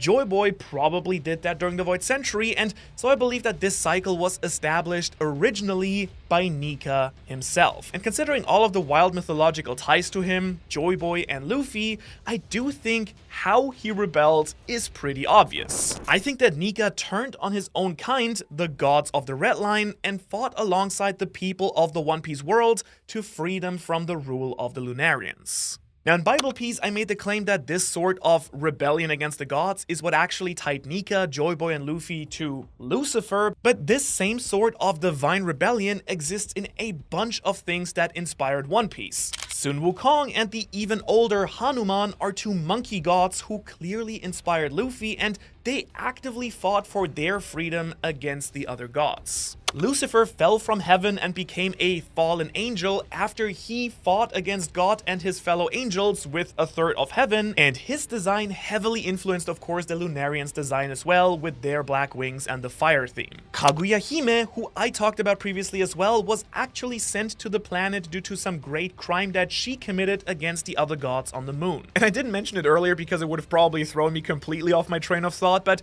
this is the exact place to tie in the Anunnaki back as well, because their myths predate a bunch of mythology, and it does seem that some of their stories inspired Greek mythology, Indian mythology, like, inspired all of these godly pantheons around the world. You can tie back the betrayal of the Titans in Greek mythology to this ancient race that Oda seems to be inspired by. In Greek mythology, Kronos, a Titan, overthrew his father Uranus, a different Titan, and this then happened a second time when Zeus, a god, overthrows his father Kronos and then creates this sort of cosmic cycle of betrayal and overthrowing the previous powers, which then continues with Prometheus, who brings fire to the humans of the world against the god's wishes, whose mythology probably is also connected with that of Lucifer. Now, if all of this is starting to sound a little bit familiar, there is a reason, because it is exactly what seems to have happened in the One Piece world as well. Here's the sort of story that I think might have occurred in the One Piece world over and over again, so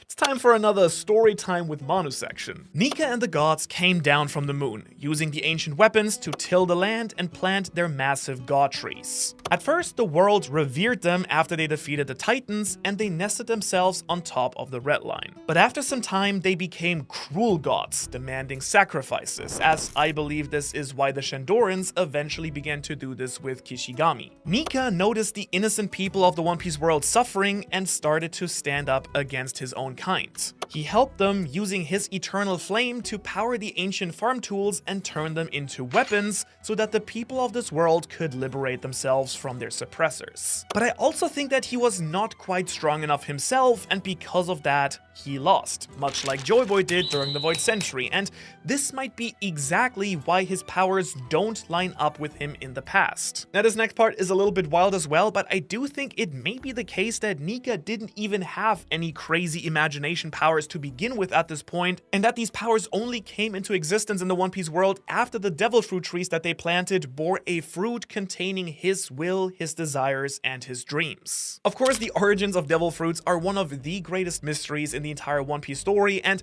the best thing we've gotten so far as an explanation is Vegapunk's idea that they were born from the will and dreams of people in the ancient past, so let's run with that idea and tie it into everything that I've talked about. The gods who planted these massive trees might have just been waiting until they bore fruit. By the way, I do know this sounds a lot like the big 10-tailed tree that they sprout in Naruto, so I'm sorry about that. It's similar inspirations. All right.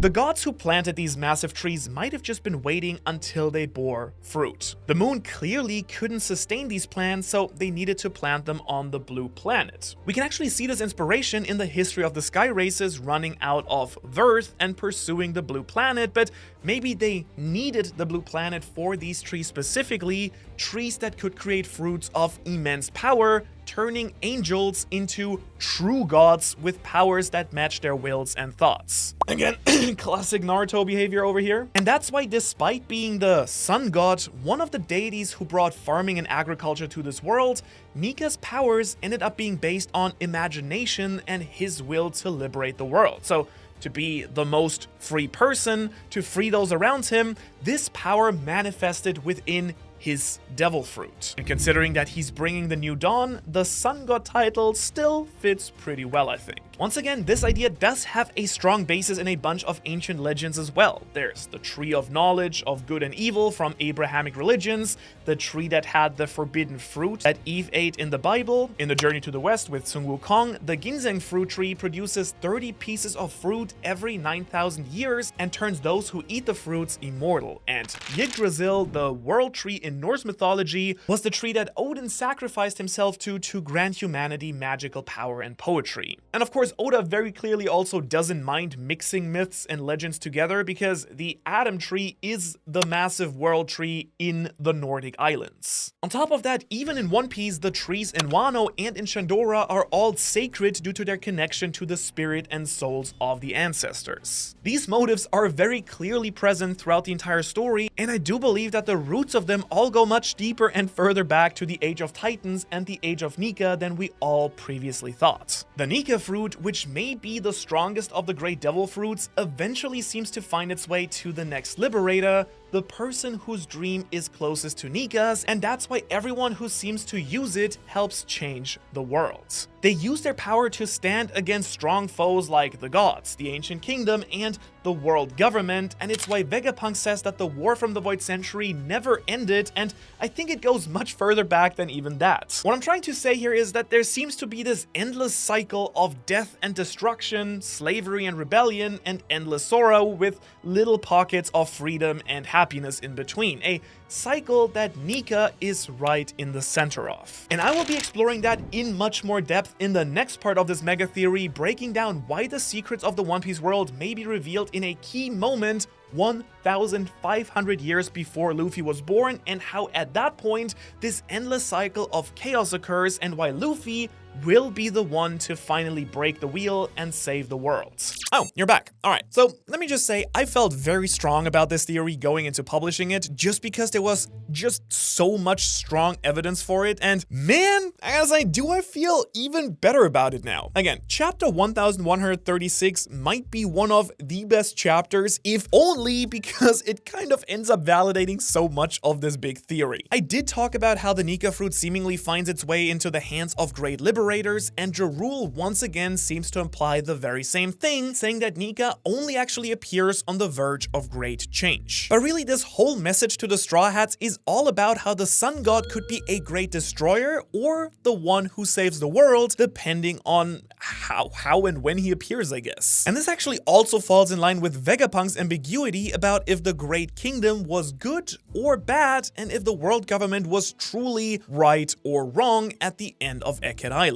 Because, as the great Winston Churchill once said, history is written by the victors, also Doflamingo. And this is 100% the case in One Piece, and is actually just Doflamingo's entire point during Marineford. And to me, that's definitely something that we need to keep in mind going into the next part of this mega theory, which is gonna be Calendar Piece. As you can tell, I've given all of these kind of funny names, but what's more important is that it really breaks down what happened during the second half of the Age of Nika, and then the beginning of the Age of Joyboy, aka the Void Century. Because it really seems like the history of the One Piece world has been covered up not once but several times by various people in various positions of power. So go check that video out, and I will start chugging this entire glass of water until you're back. The currently used calendar in the modern One Piece era is the so-called Kaindeki calendar. Now this is the globally accepted calendar that the entire One Piece world uses, and it translates to the Sea Circle calendar. And I believe that I not only uncovered why it is called that, but also why it might spoil so much about the truth about One Piece. Here's what we do know about this weird Kaindeki calendar. It does mimic our world's Gregorian calendar, since it has 12 months, each with about 30 or 31 days, and a leap day every 4 years. And in case you're wondering, yes, there is actually a character whose birthday is on February the 29th, which is Panda Man, and by association also Panda Woman. Now, I hear you saying maybe, why does any of this matter? Why are we talking about calendars? Well,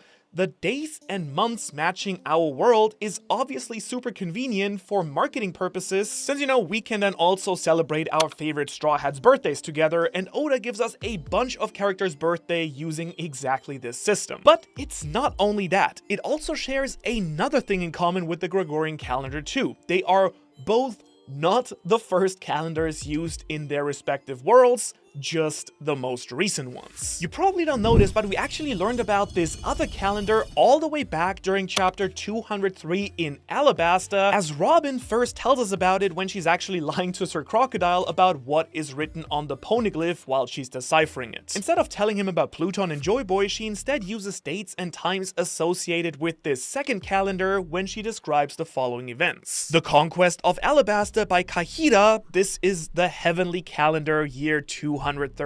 Year 260, under the rule of the Vatan dynasty of Tamar. Then year 306, the Great Cathedral of Tuf is completed in Elmar. Year 325, Mundine, the hero of Artea, does something. And to me, this is a serious proof that at some point during the ancient rule of Alabasta, the calendar actually shifts. And I think it's especially interesting to notice when these calendars do shift, which places this time period over 1,500 years ago. Now, Alabasta itself is one of, if not the oldest civilization that we do see in the One Piece world based on the information we've been given about it. And this point is actually what caused me to really deep dive into the why behind all of this? Like, why 2 calendars? Why did they change? And why bring it up to begin with? And in general, why is this important? Well, to start answering all of these questions, it's really important for me to tell you the name of this other much older calendar, because it is known as the Tendeki calendar, also known as the Sky calendar, but actually much more precisely translated as the Heavenly calendar. Now, if you're a viewer who has been watching this mega theory from the beginning, you may just have had your ears poke up hearing exactly those names, and I wouldn't blame you, because for me, it was actually this entire calendar naming scheme I stumbled across that set this entire 4 ages mega theory into motion to begin with. And again, you're probably wondering at this point, why, like, what is going on? It's 2 calendars, big deal. Well, I did mention at the beginning of this video and throughout the mega theory so far that I believe that there was a massive war that took place way before the Void Century and the big war that happened then. Like, way before. Almost double the current gap between the current era of Luffy and the Void Century, in fact. A war that ended roughly 1,500 years ago. Based on evidence from the series, using real-world references, and Oda's clear inspiration as a reference as well, I came to the conclusion that the sun god Nika probably led a rebellion against the rain, forest, and earth gods at some point roughly 700 years before the Void Century, though I couldn't exactly place when in the timeline this happened until now, because thank God we have calendars in One Piece. And I actually realized that there are some oddly specific details in when the calendars exactly switched and very specific placements of years in the story, and all of these little details that Oda has hidden throughout have actually helped me pinpoint exactly when this epic battle of the gods took place. At least I'm like 99% sure. Like, obviously, you know, it's still a theory. You can never go to like 100, but I feel like we're cooking here. So, according to the current Sea Circle calendar, year 0 was 1,524 years ago in the One Piece story. Now, seeing as the Void Century was only about 900 years ago and then lasted for 100 years, this is a little bit confusing, because we know for a fact that at some point before this, the Heavenly calendar was used as well. I mean, Nico Robin tells us as much. Not to mention that this is pretty much a given, since human civilization on the One Piece planet predates everything by like at least 3,500 years, seeing as Arubana itself is at least 5,000 years old. Now, I don't know about you, but I have one big question after seeing all that, which is, what happened at this point in time? Like, why not make the establishment of the world government year 0, for example? Well, probably because the world government didn't exist before the Void Century, because if they had been the people who created this calendar, they would most likely use this as a marker, right? But if there was some massive transition of power in the world, like a shift of, you know, who reigned the world, or a massive global event that makes this specific year significant, well, then we're actually in business, I think. And perhaps this is exactly this divide showcasing the shift from the era of the gods to the era of the mortals. As I mentioned, this may be the actual moment that Nika themselves rallied the world against the gods and used the ancient weapons to fight his fellow Lunarians. In fact, this may have even been what caused the great first flood in the One Piece world to occur and accidentally create a little something that we now know as the Grand Line. Okay, look at this model map, or I guess whatever it is behind me on the green screen, and tell me what you notice about the Grand Line here. It's like a big old stripe around the center of the world, right? Like, nothing too crazy. I've probably seen it like 100,000 times at this point, but you know what never really clicked until now? It's one big circle. And if you consider the ocean and its shape, you might even call it, like, I don't know, a sea circle? A circle of sea around the One Piece planet? Yeah, that's right. That may be the true origin of the name, the Sea Circle calendar. But wait, there is a lot more. I think that this little name gimmick with the calendars is exactly what reveals the true events prior to the Void Century. Because I may have nailed down why the Sea Circle calendar got its name, but to truly support my claim here, I need to match the Heavenly calendar up the same way, and well, I did find some pretty interesting stuff to do exactly that. Okay, let me set the scene here. Seeing as Whitebeard referred to the Lunarians on top of the red line as the gods in heaven, the celestial dragons live in the Holy Land Merijoa on top of the red line, and that the fallen celestial dragon Doflamingo is named the Heavenly Demon, I would say it's pretty safe to associate the red line with all their gods on it with the word heaven in the One Piece series. And so I do believe that it's also pretty fair game to see that association and go, so the red line must have something to do then with that heavenly calendar. See where I'm going with this? So now we do have a bit of a working idea of why these calendars got their initial names, but then the next big question immediately that we want to ask is, why did they switch calendars at all to begin with? Because remember that this heavenly calendar was used far, far before the world government ever came into power and the celestial dragons even took their place on top of the red line. Which to me leaves only one answer, at least as far as I can see it, being that this heavenly calendar must have been directly tied to the rule of the Lunarians instead. Which really shouldn't be all of that surprising, since I've spent like 2 whole theory videos now talking about how thousands of years ago there's a lot of proof that the Lunarians most likely came down from space, from the moon, the heavens on the moon, to the blue planet below. And while we don't know exactly what caused the Lunarians to lose their spot upon the red line throughout the One Piece story, at this point, 1,500 years ago, that very well should have been right there. So now that we have the Lunarians possibly connected to this calendar shift, what massive event in the One Piece world could they have been involved in that warrants something like a complete change in calendar and dating? And now don't worry, since I just made a whole video about it, I'll spare you the theatrics and the roundarounds.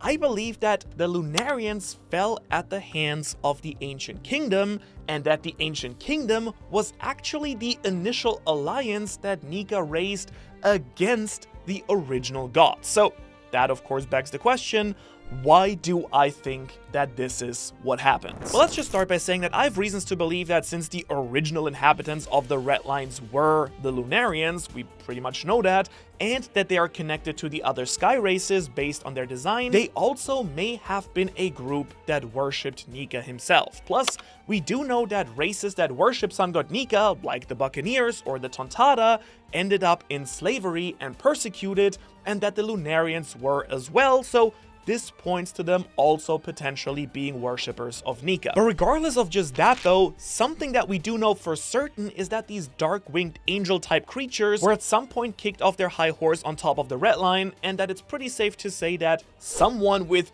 truly immense power or advanced technology would have only been able to do that. Because seriously, based on what we see with the Seraphim and during Wano with King, defeating just one Lunarian is really, really hard work. And now, of course, I don't know how many Lunarians actually were existing that were just hanging around back then, but if they were viewed as powerful gods, all of them at some point, according to Whitebeard at least, they would have been incredibly difficult to defeat, especially if Nika and the other farming gods were Lunarians, like I've proposed in my last theory. And to me, this makes it pretty clear that the people of the world, and more specifically the non-sky races of the world, needed a power boost to be able to take on the Lunarians. Now, why they had to do this is still pretty much a mystery even to me at this point, but there are of course a couple of good potential reasons that I could think of. Like that the gods enslaved parts of the world and Nika didn't like seeing people as slaves. In fact, we do know that there was one massive era of slavery that we learned about in chapter 726 when the Tontada chief Gancho revealed that the Tontada were enslaved by the Don Quixote in the Kingdom Dressrosa,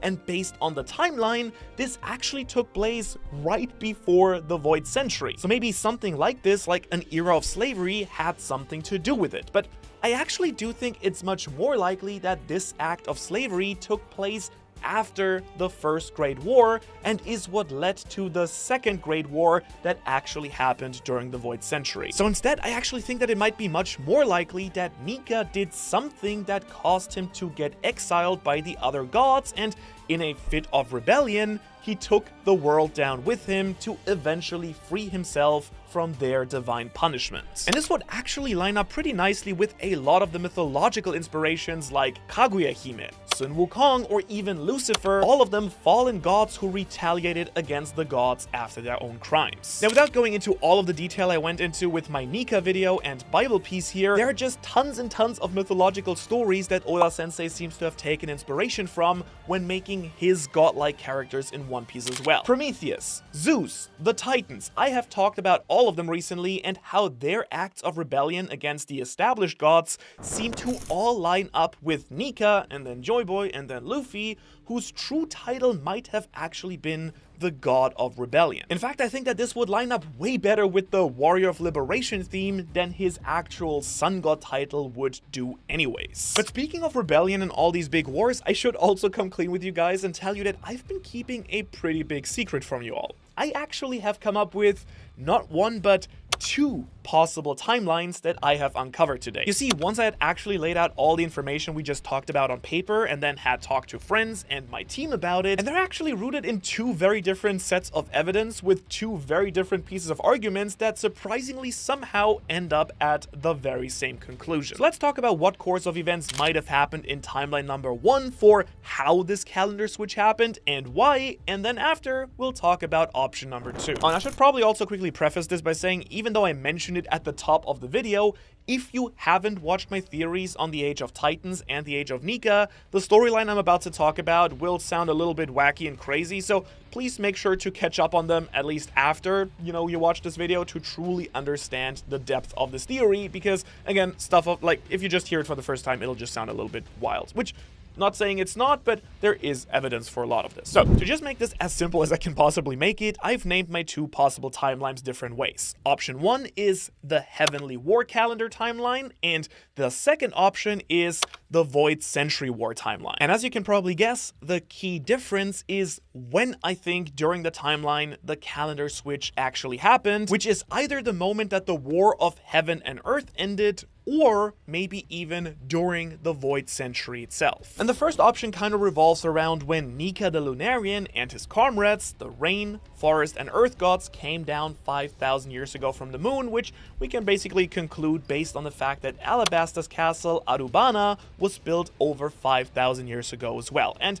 in this timeline, the gods came down and brought civilization and agriculture to the One Piece world, and at that point, the people of that era adopted their heavenly calendar from the moon. They then used this Tendeki heavenly calendar for thousands of years until the Great War of Heaven and Earth happened, the battle between the gods, the Lunarians, and Nika, and the races that allied with him. Now, I have theorized that this is when Nika actually lost and died, and his powers were then infused into a devil fruit that then helped lead the ancient kingdom to their eventual victory 1,524 years ago. Now, this specific year is the moment that the calendars do seem to switch according to extrapolated dates from the Nolan flashback, actually. And I believe that during this year, the world flooded for the very first time because the ancient weapons had been used too much or were used as weapons. And this is what led the ancient kingdom, the group of people and kingdoms that worship Nika, to form their empire in a strip of land opposite to the Red Line, in other words,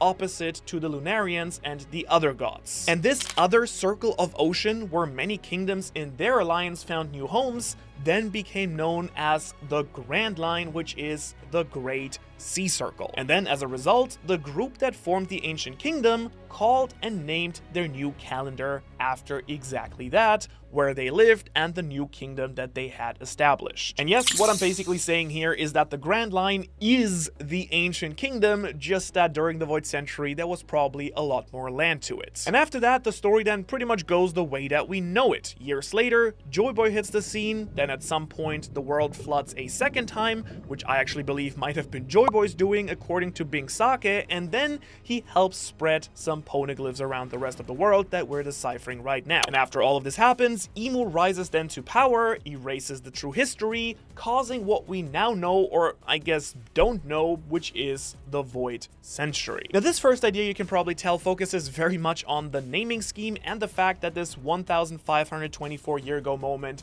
was insanely crucial and the calendar switched immediately. Again, seeing as the heavenly calendar is probably named after the Lunarians and their initial rule over the One Piece world, the best reason to switch calendars is, well, when the Lunarians are just no longer in power, when power gets transferred from one age to the next. But no worries, I can hear you saying, what do you mean they lost power? All that we really know about the Lunarians is that they had been prosecuted by the Celestial Dragons and driven to near extinction at some point. And all of that is of course true, but we also know that at some point the Lunarians were thought throughout the One Piece world of as gods, and that is the main driving reason I believe that Nika and the other gods were also Lunarians. They probably weren't actual gods, but more so people with incredible power and technology, and that is something that often leads to rebellion. It's about as common as it gets in the real world, and there is evidence in the One Piece series to point at a similar cycle of violence and oppression in the One Piece world as well that has basically been repeating over the last few thousand years. And let's just say at this point that there is a lot to be said about how Oda frames groups in the series, and how the persecuted groups in One Piece often only become persecuted after they themselves fell from power and were enslaved by those who persecuted them to begin with. Something that, as you can guess, I will talk a lot about when we get to the modern current Luffy era in this 4H model as well. Okay, but for now let's operate with the idea that I've been running with, which is that the Lunarians were defeated 1,524 years ago at the hands of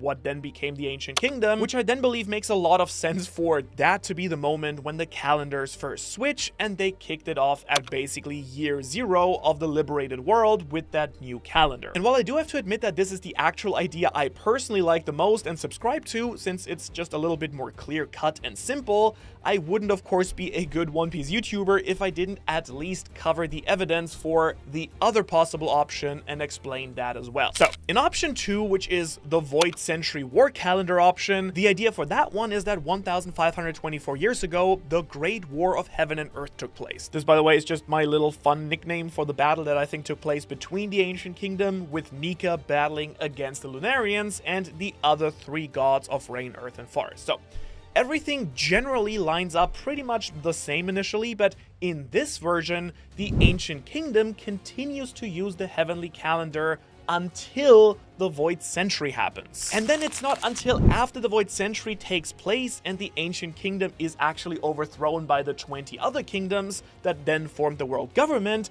that they then decide to switch the calendar, choosing to line up year 0 as the moment that the Ancient Kingdom was formed by Nika, because it is very likely that the 20 kingdoms were actually part of the Ancient Kingdom that they themselves kind of rebelled against this greater collective. Now, the evidence for all of this lies actually in the connection between the Sea Circle calendar and the real-world Gregorian calendar. You see, in our real world, calendars do switch when new world powers come into play as well. And in our real world, the moment that the Western world switched to the now current Gregorian calendar was actually when the Christian Church took over the strongest empire, Rome, thus shifting from the Julian calendar to the Gregorian calendar so that the farmers could properly track when their crops would be ready to harvest. Now, funnily enough, evidence for this is even somewhat conflicting with historians in our real world, but it does seem like a good reason behind it was that there was some mathematical errors with the original calendar that ended up slowly shifting off cycle, kind of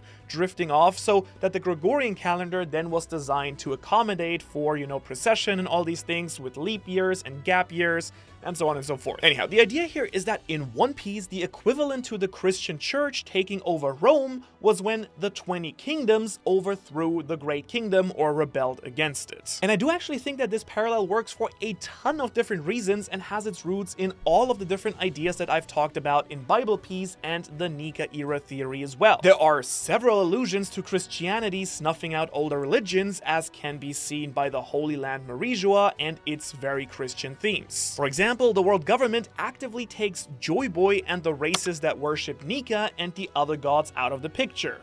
Buccaneers, they all get murdered. Lunarians, rest in peace, the other gods, and the giants, well, dang, the world government's been trying to kill those guys for centuries now. And most obvious of all is, of course, the Fishman race, the group that they give an ounce of power to, but then keep them tied down worse than all of the other races combined. And so, considering that they've already gone out of their way to wipe out everyone that's connected to the old gods, it would make a lot of sense that they were the actual group that then also flips the calendars to kind of try and distort history. But instead of starting year 0 at the Void Century, since there were and are still many kingdoms not in the 20 Kingdom Alliance, it might have made the most sense to actually predate Year Zero to the most important event at that time, which was the fall of Nika, but also of the Lunarians. And that way it wouldn't just throw everything into whack right away. And this once again has some parallels to our real world, seeing as the Julian calendar's year number 1 was in 45 BC when the calendar was then implemented, but then when they switched over to the Gregorian calendar, they retrofitted year 1 to the birth of Christ instead of the Julian calendar's original year number 1. Now again, just to look at this from all sides, the biggest point against this idea, I guess, is that it would make more sense to have the modern calendar named the Heavenly Calendar to begin with, since it now focuses on the celestial dragons in the Holy Land and not really on that empire of the Sea Circle. But the counterpoint there, I guess, is that the moment for year 0 is still when the Grand Line was formed, just that it didn't change right away, and you know that the 20 kingdoms that then went up to the Red Line were originally based on the Grand Line. But regardless of the timeline options here, they both also pull a lot on the idea that calendar switches somehow have to do with farming. And the real world evidence here is the fact that the Gregorian calendar was actually chosen to correct a shift in the seasonal equinoxes, which is when the sun is at its highest or lowest points, thus making it easier to schedule farming and sowing crops. And seeing as the core theory around the gods that we previously talked about is them coming down from the moon and bringing the world farming and civilization, it does make a lot of sense, I think, to keep the heavenly calendar longer around as to not screw up the current world agricultural system. But then it also makes sense to switch it when the world government comes into play and literally restructures the entire world, also physically, focusing on their farming needs in the Holy Land and not really caring for the world altogether anyways. Okay, that was way too much water.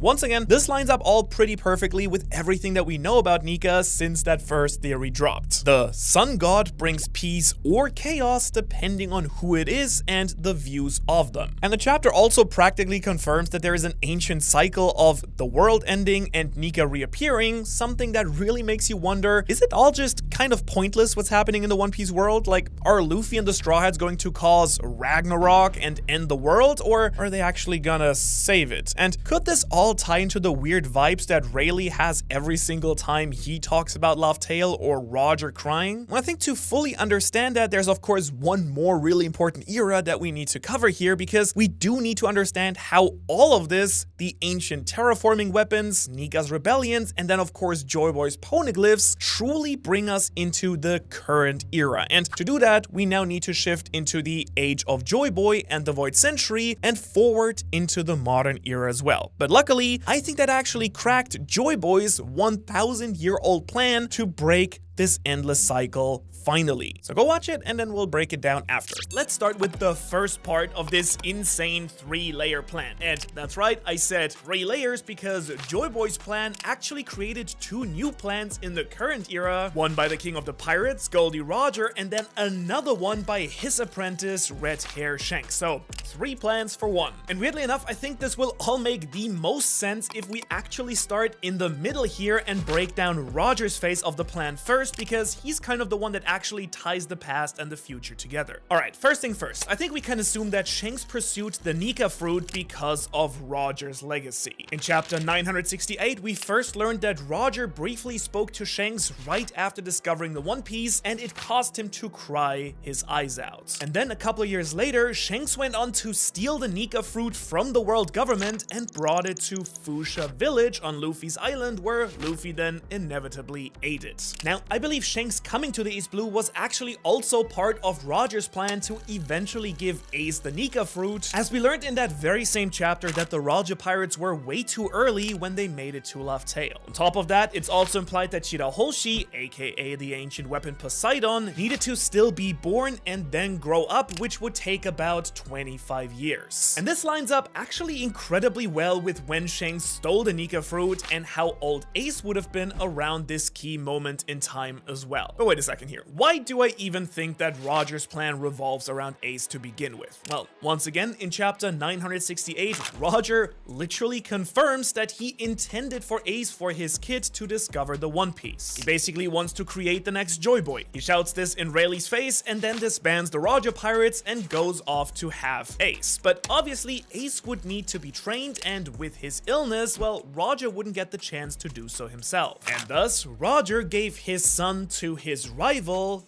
Garp. Now, to be honest, this seems like a pretty odd choice at first. However, Garp and Roger did team up in the past before, for example, to defeat Rocks at God Valley, a place where the Celestial Dragons fully displayed their awful nature. Now, based on the fact that Garp is also a member of the infamous D-Clan, which we'll get to later, and the fact that Sengoku and Akainu seem to have some sort of idea of the true history, based at least on their reactions to Vegapunk's message in chapter 1116, I personally wouldn't be surprised at all if Roger chose Garp because he knows more about the true history of the world as well. Maybe it was God Valley and Rocks that shared the existence of Laugh-Tale and the poneglyphs with Roger and Garp to begin with. Who knows, that's for a different theory. But on top of this, Roger had a child with Portgas D. Rouge, yet another member of the D-Clan, and thanks to Vegapunk's cut-off message at the end of chapter 1117, it's now become incredibly clear just how important the will of D and the D-Clan is actually to the true history and the future of the world. Now, Roger clearly wanted to have a child destined for greatness, and he surrounded himself with a bunch of D-Clan members. Now, really, all that was left was to make sure that Shanks got the Nika fruit for Ace, and that Ace had support along his journey to build him into the next Sun God. And so what Roger did next is position his most trusted crew members across the Grand Line in key positions. As we see, Crocus is set up right in front of Reverse Mountain, and Rayleigh is positioned halfway at Sabaody. Both places where every pirate trying to travel the Grand Line or the New World need to funnel through. Crocus literally points Luffy in the right direction, tells Luffy about Laugh-Tale, and gives them the log post to point them in the right direction as well. And then, of course, we see the Dark King Rayleigh, having heard about Luffy from Shanks, of course, who saves the Straw Hats and then trains Luffy. That is both physically by teaching him how to control his haki, but also mentally by helping him get over Ace's death as well. He's also essential to making it into the New World, as he has to bubble coat the Thousand Sunny as well. And based on how suspiciously strategically these two former Roger pirates were placed along the Grand Line, I do believe that the man, the myth, the legend, Scopper Gaban is very possibly chilling at Lodestar Island, the last official island of the Grand Line, awaiting the next Joyboy as well. But again, that is a totally different theory of its own, and if you want to see that, let me know. Anyways, after all his prep work was done and he had just fathered a son, Roger then turned himself in, causing the Great Age of Piracy. Something that would most likely set his own son off on a journey to chase down the One Piece, all while never knowing the destiny that was laid out for him. Now, in addition to all of this, I do believe that Toki, Odin's wife and a member of Roger's crew, was actually aware of the Joyboy phase of the plan as well, that I'm going to be talking about in just a little bit, because remember, she actually traveled into the present from the Void Century, and that is why she sent Momonosuke and Kinemon forward into the future, conveniently exactly when and where they would need to assist the next Joyboy. Again, we'll get there right in a second. For now, let's talk about how Shanks then continued to lay out Roger's plan and what he had to do when Luffy actually stole the Nika fruit before Ace could ever eat it. So, Shanks' plan. As I've addressed, Shanks was most likely searching for Ace on Dawn Island, not Luffy, but obviously he had to then completely pivot from Roger's plan once Luffy, yet another D-Clan member, ate the Nika fruit instead. Or maybe the Nika fruit made him eat it, who knows. So he dedicated all of his resources to making sure that Luffy would go on to claim the One Piece, and gave him a symbol that would ensure that anyone else who would encounter him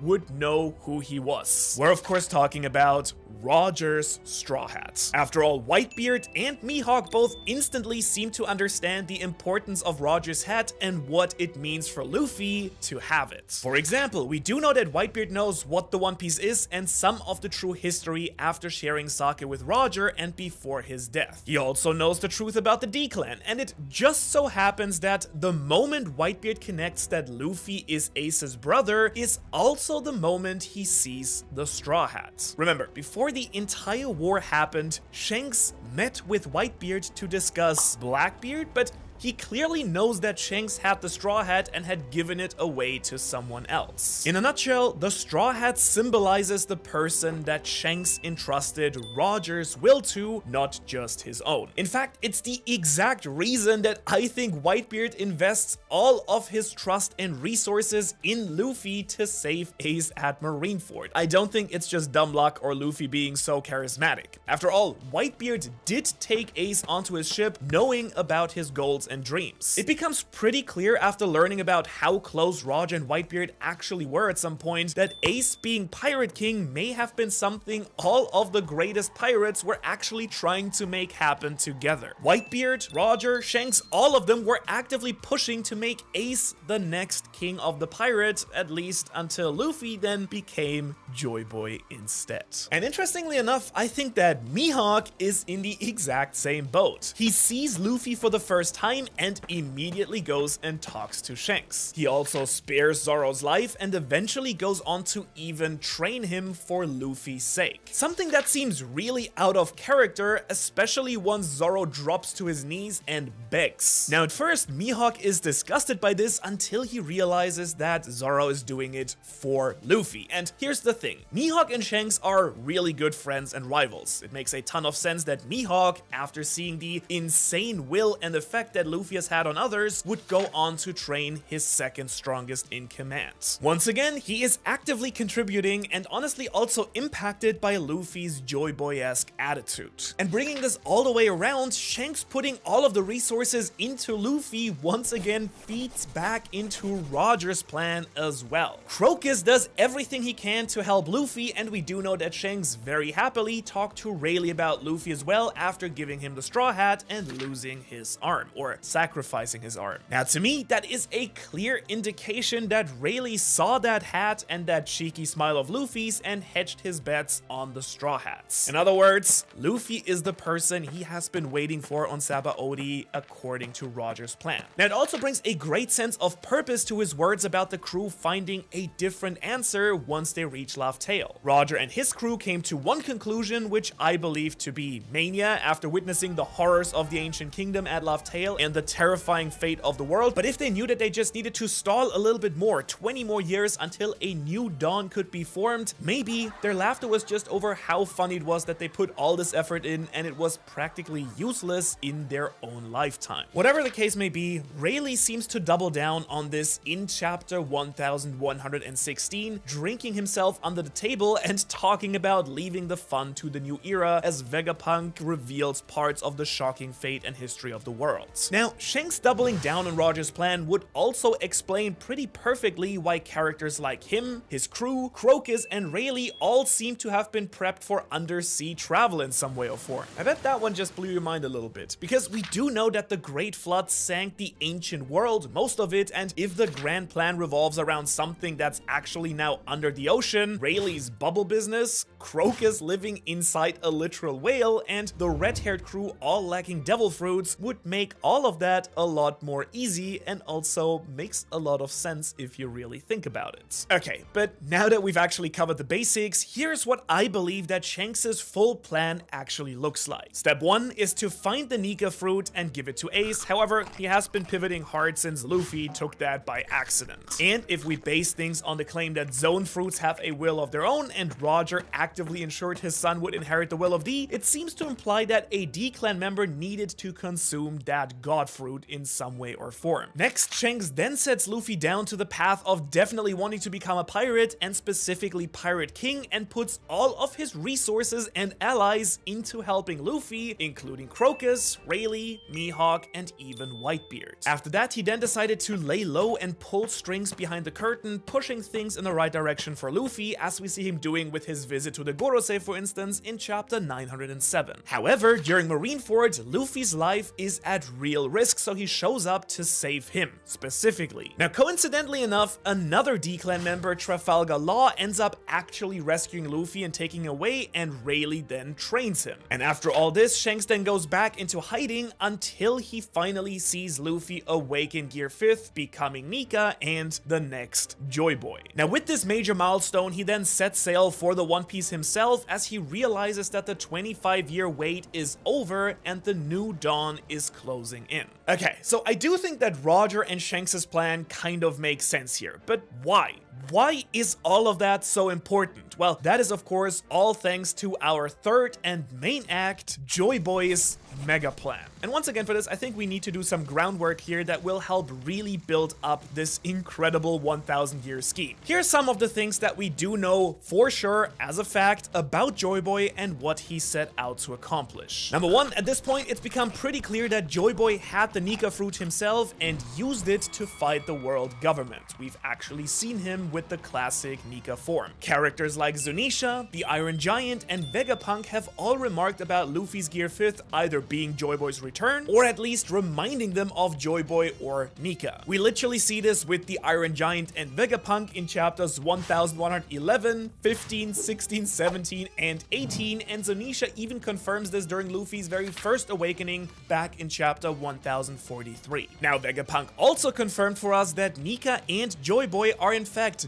not the same person, meaning that Joyboy must have eaten the Nika devil fruit during the Void Century, and that Nika themselves go back way further than that. And on top of that, we have also learned a whole bunch from Vegapunk about the Void Century that has really helped solidify this entire theory about Joyboy's plan, because at some point we know that Joyboy battled against the 20 Kingdoms, and as a result of using the ancient weapons, the world was flooded by 200 meters. Now, whether you think that the flooding happened in tiny little increments of 1 meter or all at once, or you agree with me that it could have been 2 different floods, as I discuss in my massive Binks sake theory that you should check out after this, it doesn't really matter. The world was flooded, that's a fact, and the ancient weapons and Joyboy had something major to do with it. Personally, I believe that Joyboy's master plan hinges on really one of 2 possible outcomes here, and that's the reason why Rayleigh implied that the Straw Hats could maybe come to a different conclusion than them. Either flooding the world using the ancient weapons, creating a fully new era, or destroying the Red Line and eliminating the flooded waters from the world in One Piece. Now, of course, either of these could accomplish the very same purpose, which is defeating the evil world government and accidentally creating the mythical All Blue, something we all know needs to happen somehow for Sanji's personal dream to be achieved as well. And so, since we know that Joyboy was the first pirate and he set out on a journey that ultimately led to the Great War and eventually released all the ancient weapons, we can actually draw a few very important conclusions from all of this. For example, one thing that is for sure is that the ancient weapons are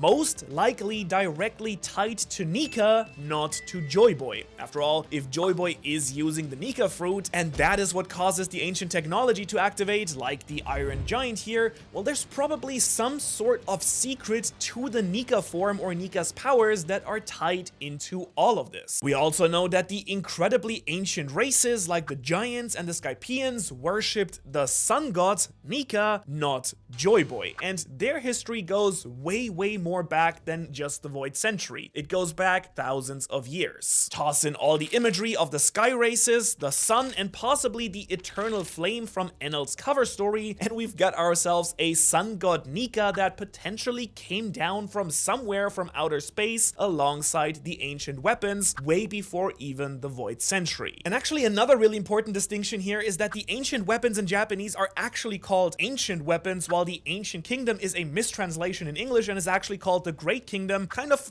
separating that connection that I think many English speakers assume exists between these two factions. The ancient weapons most likely are way older. And so if we assume that Nika brought the ancient weapons down thousands of years ago and Joyboy then later discovered them, then then we are really cooking here, as you'll see in a second. Now, at some point, the Ancient Kingdom, which presumably turned into the world government based on Joyboy losing the Ancient War, took control of Uranus. How do we know that? Well, because Imu used Uranus to raise the sea 1 meter by destroying the island of Lulusia Kingdom, a fact that Vegapunk once again confirms as fact in chapter 1115. And so the real question here is, what was Joyboy's goal and why do the poneglyphs point towards it? And I think a lot of those answers might lie in the mystery man on top of the One Piece world, Nerona Imu. So what do we actually know about Imu? Well, we do know for certain that Imu and Nefertari D. Lily have some sort of deep, weird connection, as Imu, a person of very, very few words, has spoken a surprisingly large amount about Lily specifically and seems to be obsessed with her image. That includes staring at this massive portrait of her in chapter 1117 and having a picture of Vivi, Lily's descendant, up in the flower room at Marijua as well. And speaking of things that Imu has up at Marijua, we also know that Imu keeps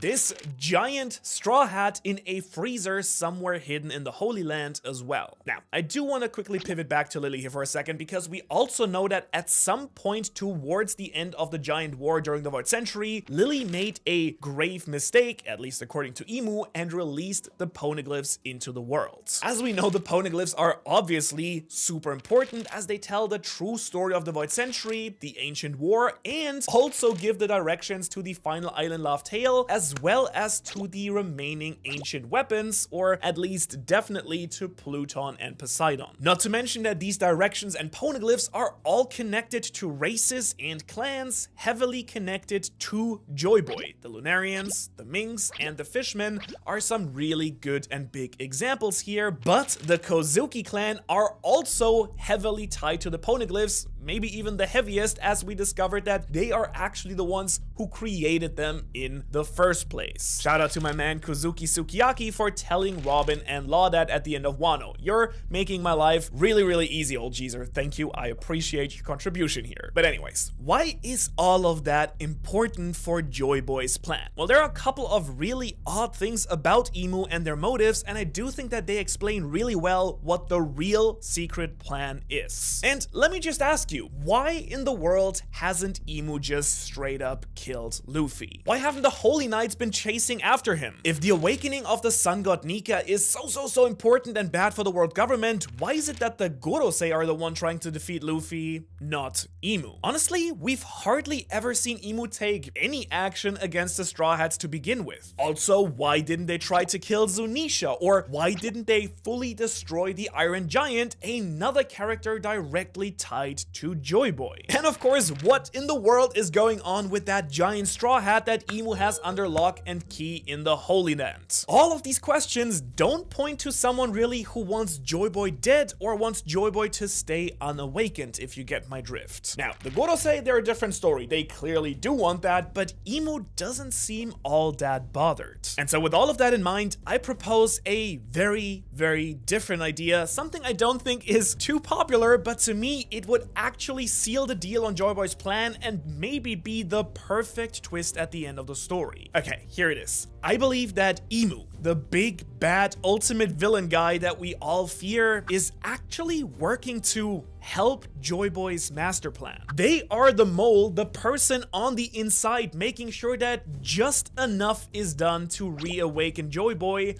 bringing the new dawn. Okay, I know that's a really big statement, but hear me out. Let's face it. Based on what we know, the Gorosei and the 20 Kingdoms were the people who fought against Joyboy. They did not want him to succeed, whatever that actually was supposed to look like. But clearly, not all of them were against him, because Lily, for instance, exists as well. She proves to us that he had allies within that system, so what if Imu played the villain? They, out of love for Lily or for Joyboy and knowing what needed to be done, are playing the long con here here to facilitate the actual reincarnation of Joyboy and the return of his era. After all, the Roger pirates have no business still being alive at this point. If the truth of the ancient world was so bad and Emu couldn't afford it to be leaked, Rayleigh, Crocus, and really everyone else on that crew should have been long gone and assassinated by now. And yet, instead, they leave it up to the Marines and the world government to try and deal with these characters. And so with all of that being said, let me tell you what I believe Joyboy really set up all those many hundreds of years ago and how it leads to the new dawn in the current era with Luffy. Joyboy, the very first pirate, set sail and awakened all the ancient weapons. On purpose, or maybe even by accident, he ended up using them and the sea levels rose. In response, the ancient kingdom composed of the 20 kings could not let this fly. They themselves used Uranus, the ancient weapon that they acquired, to wage a battle against Joyboy and his crew. Now, knowing that this would probably be his last fight one way or the other, he laid out a plan to one day undo all the damage that had been done. He had the poneglyphs made alongside the Kozuki and had Lily then disperse them to the different races that he had allied himself with. Those were the Binks, the Lunarians, the Fishmen, and the Shandorans, who we all know fought in the Great War thanks to Robin in chapter 272. But obviously, Joyboy had to use the ancient weapons under his control, Pluton and Poseidon. And so he does make sure that the Fishmen receive a poneglyph apologizing for his actions, something that would break his promise to them, potentially a kind will statement that he would never actually use Poseidon. He then entrusts the Kozuki clan and the Fishmen with the ancient weapons afterwards, and they end up hiding them alongside the other kingdoms. Emu, though, as one of the 20 kings, is forced to make a really difficult decision here. Side with the enemy against Lily and Joyboy, or secretly help them out. They have to choose. And so they do go on to facilitate everything that Joyboy needs, all while giving him just enough resistance to sell it. Ultimately having to witness or maybe even themselves killing Joyboy in cold blood. But all is not lost, because thanks to the poneglyph spreading and his time-traveling companion Toki, the will of Joyboy can live on into the future. Toki will actually travel to the future and ensure a Kozuki allies themselves with the man destined to bring the new dawn and brings Odin to Roger. But then maybe Toki realizes that she's too early and then sends her son Momonosuke into the future where he meets Luffy. And can I mention that it's really suspicious that both Momonosuke and Shirahoshi are actually born around the time that Toki arrives in the present time, both actually with the powers to control ancient weapons, which might just not have been an accident at all, but actually Toki bringing something with her from the Void Century that could pass on these powers. As a result, all they now have to do is make it to Laugh Tale, where they will finally learn how to use Poseidon, the person that Roger was too early for, to help flood the world once more, or deflood the world and such defeat the world government once and for all. And that choice is now up to Luffy, the next Joyboy. Or maybe he will just choose anarchy and cause true freedom for everyone. Alright, so now we understand what Joyboy's planning on doing, or at least we have a pretty good idea, I hope. But how exactly will this happen? Like, how can they actually guarantee that Luffy makes it to Laugh Tale, has all the information he needs, and that the world is even ready for a grand change to begin with? And well, I do think I might have figured that one out as well, because I think that there was a secret society in the One Piece world that ensured that the true history has been passed on forward, and that all of the islands necessary to unravel it would be part of Luffy's journey. This group was known as the Bragmen, adventurers whose tales have been called fake but were actually true, and over time were persecuted or even murdered for analyzing the truth. As the saying goes, history repeats itself, first as tragedy, second as farce, and there's really nobody who knows that better than the Bragmen themselves. Go check it out. Because let me reintroduce you guys to Mont Blanc Noland. Now, just a quick recap here in case you've forgotten. Noland was one of the main characters in the flashback in Skypiea, where we learned that 400 years ago, he was a botanist and explorer who discovered the kingdom of Shandora. Now, I hope that we all remember just how incredible this flashback was, with tragedy, friendship, and the theme of challenging the gods. But especially now that we've been looking back over all these years, we've kind of all figured out collectively that the Skypiea arc truly has foreshadowed so much much of the future big lore events of the story. I'm talking about taking down a false god, finding a mythical lost city, and of course the foreshadowing of Joyboy and even Nika, which is just by itself already mind-blowing to say the least. But for the purpose of this video and to discover the secrets of Bragman, we're gonna pay special attention to Nolan and his life as an explorer. And there are actually a few clues here that I'm gonna use to explain why his life is so important, but I'll start with one major bomb by saying that Nolan might have been the Joyboy of his time. That's right, kind of a crazy statement here, but let me explain what I mean by that. But first, I also want to talk about protecting yourself on the high seas of the internet, because with all of the sketchy websites and trackers out there,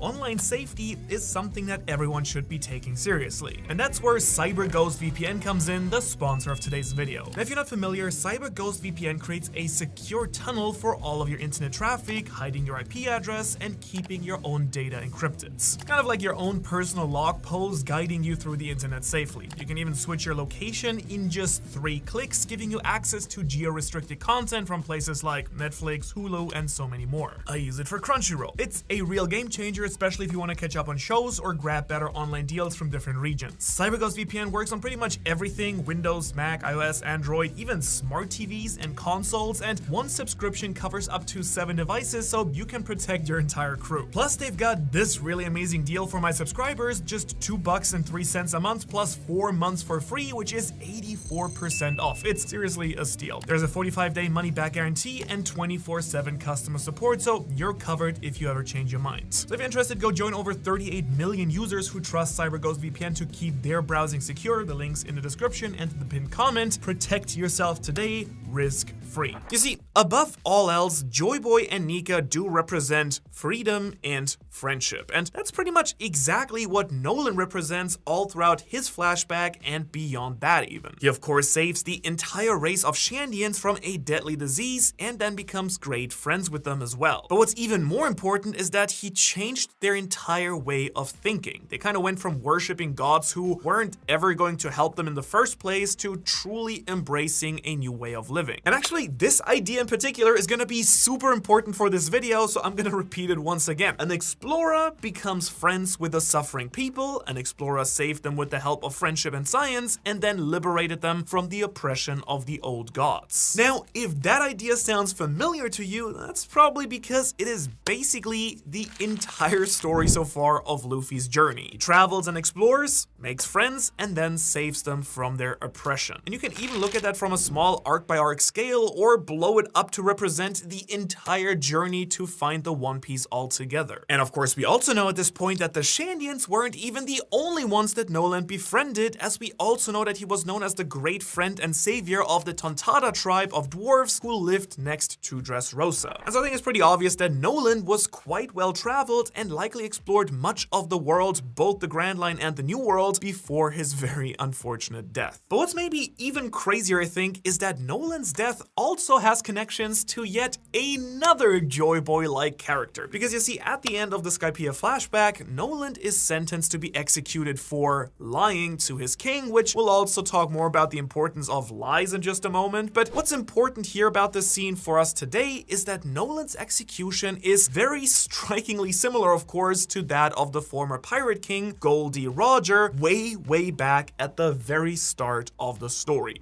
Literally. So yeah, it isn't really a stretch at all, I think, to call Nolan a Joyboy-like character, even if he clearly probably never had the exact devil fruit powers to go along with it. But you might now be wondering, okay, yeah, we do know Nolan is important and all of that, but what does that have to do at all with the Bragmen and Luffy saving the world? Like, how are these two things even remotely connected, Manu? Well, I'm glad that you asked, because you do have to remember the state that the world is in at this point in history. In Nolan's time, the world is broken, disconnected. Technology and science have been completely lost, and most importantly, this is exactly how the world government wanted the world to be after they took over. And no one was ever going to be able to challenge them right at the start. I mean, the world was way too weak and didn't even know that they needed to be fighting in the first place. And that is exactly where people like Nolan come in. You see, just by the simple fact of exploring the world, making friends and connections with other people, and of course advancing advancing science through his own studies, Nolan is just actively fighting against the world government directly, whether on purpose or not. He's fighting against the disconnected world that they set up, and he is bringing the world one step closer to how it was before the Void Century as well, because that is how large-scale changes are made all throughout history. In fact, even real-world history. I mean, progress is usually made in small steps, small leaps of progress of years and years, until finally the world is ready for a huge amount of change in a really small amount of time. And so I'd say that without Nolan and other explorers like him traveling the One Piece world, I can basically guarantee you that we don't ever get a great age of piracy that Luffy is thriving in today. Now, let me just say that Oda is basically telling us all that this is very important because he wrote Nolan's lasting legacy to be that of a liar, because as we've seen throughout the story, the people in power will always lie to hide the actual truth. Nolan was put to death for being called a liar even though he was right all along. The world government hid Roger's true name to hide information about the D-Clan, since the D's are always painted as the enemies of the celestial dragons and the gods. In fact, in the One Piece world, Luffy has had just so many lies told about him and his actions that most of the world at this point just thinks that he's a straight up villain, even though he's of course the exact opposite of that. Which now brings me again back to the idea of Bragmen. As I'm going to be discussing with you later on, Bragmen is a book of tall tales. It is commonly considered a book full of lies, but as we just discussed, that most likely just means it contains more truth than the world government would ever want you to know. But we'll get to that point in just a moment. We're getting a little bit too ahead of ourselves here, and as we finish the chapter of Nolan here, I think it's fair to say that without this person, the world would have definitely taken a lot longer to reach the point where they're ready for Joyboy's return than they otherwise would have. But what I bet you're wondering at this point is how in the world Nolan's stories should be leading to a hidden society secretly fighting the world government all this time, because we of course never got any evidence of Nolan being, part of any such group. As far as we know, he's not even AD, at least so far as we know of. But Nolan's story is really just a start here, and everything about his legacy makes the next major chapter of this video just so important to talk about. So now I'm going to take you and go jump ahead in time quite a little bit here and talk about a mind-blowing character who was actually introduced in the Egghead Island arc, because one of the most confusing mysteries introduced during this arc was the history of the ancient giant robot, Emeth. And I'm not even talking about any of the crazy stuff that he did in that arc, like the crazy hockey knot he got from Joyboy, but instead I want to talk about Emeth's previous awakening, which happened over 200 years ago, and his mysterious mission to try and destroy Marijoa. Now, what I want to be clear about here though is that there is very little that is actually said about that event in the manga. So instead, we'll be looking at what isn't said, because at this point, here is what we actually do know about Emeth and his attack on the Holy Lands. First of all, we do know that this occurred roughly 200 years before the current story, which oddly is pretty much exactly half of the time since Nolan was alive, and basically Emeth arrived out of nowhere and then attacked Marijoa trying to complete some sort of ancient important mission. Now, we also know that the world government ordered their scientists to actually destroy the robot, but lucky for us, Saint Saturn here decided to keep the robot secret and study it instead. Which of course is then how it remained until Vegapunk started studying the ancient machine himself. Now besides just that, we also know that Emeth seems to be powered by Luffy's awakened Nika form. In particular, it seems to be the Drums of Liberation's heartbeat that powers this machine and brings him back to life in the first place on Egghead. And we do know that this isn't just some random fluke either, because yet another ancient creature right here also recognized the Drums of Liberation and instantly went, Joyboy, which, isn't bad, but that's basically it. So you might now be wondering why I'm bringing it up in connection to the Bragmen out of all people and all the explorers who wrote it together out in the world. But here's what you have to consider, I think. Before Emeth showed up 200 years ago, this massive giant robot and former crewmate slash nakama of Joyboy had to have been hidden somewhere in the One Piece world where the government couldn't get to it. Now we don't know where, but somehow someone most likely found the robot and then got it to start working for them. Most likely, I would argue, some kind of explorer, if you ask me, but we of course don't know that for sure. Now obviously, this wasn't the world government since Emeth went and attacked them, so we're just gonna have to ask who found it, and more importantly, how did they in the world get the ancient giant to work again? Well, the truth here of course is that we don't really really know, but that of course won't stop me from speculating based on all the information that we already have. Because just thinking about this logically for a second,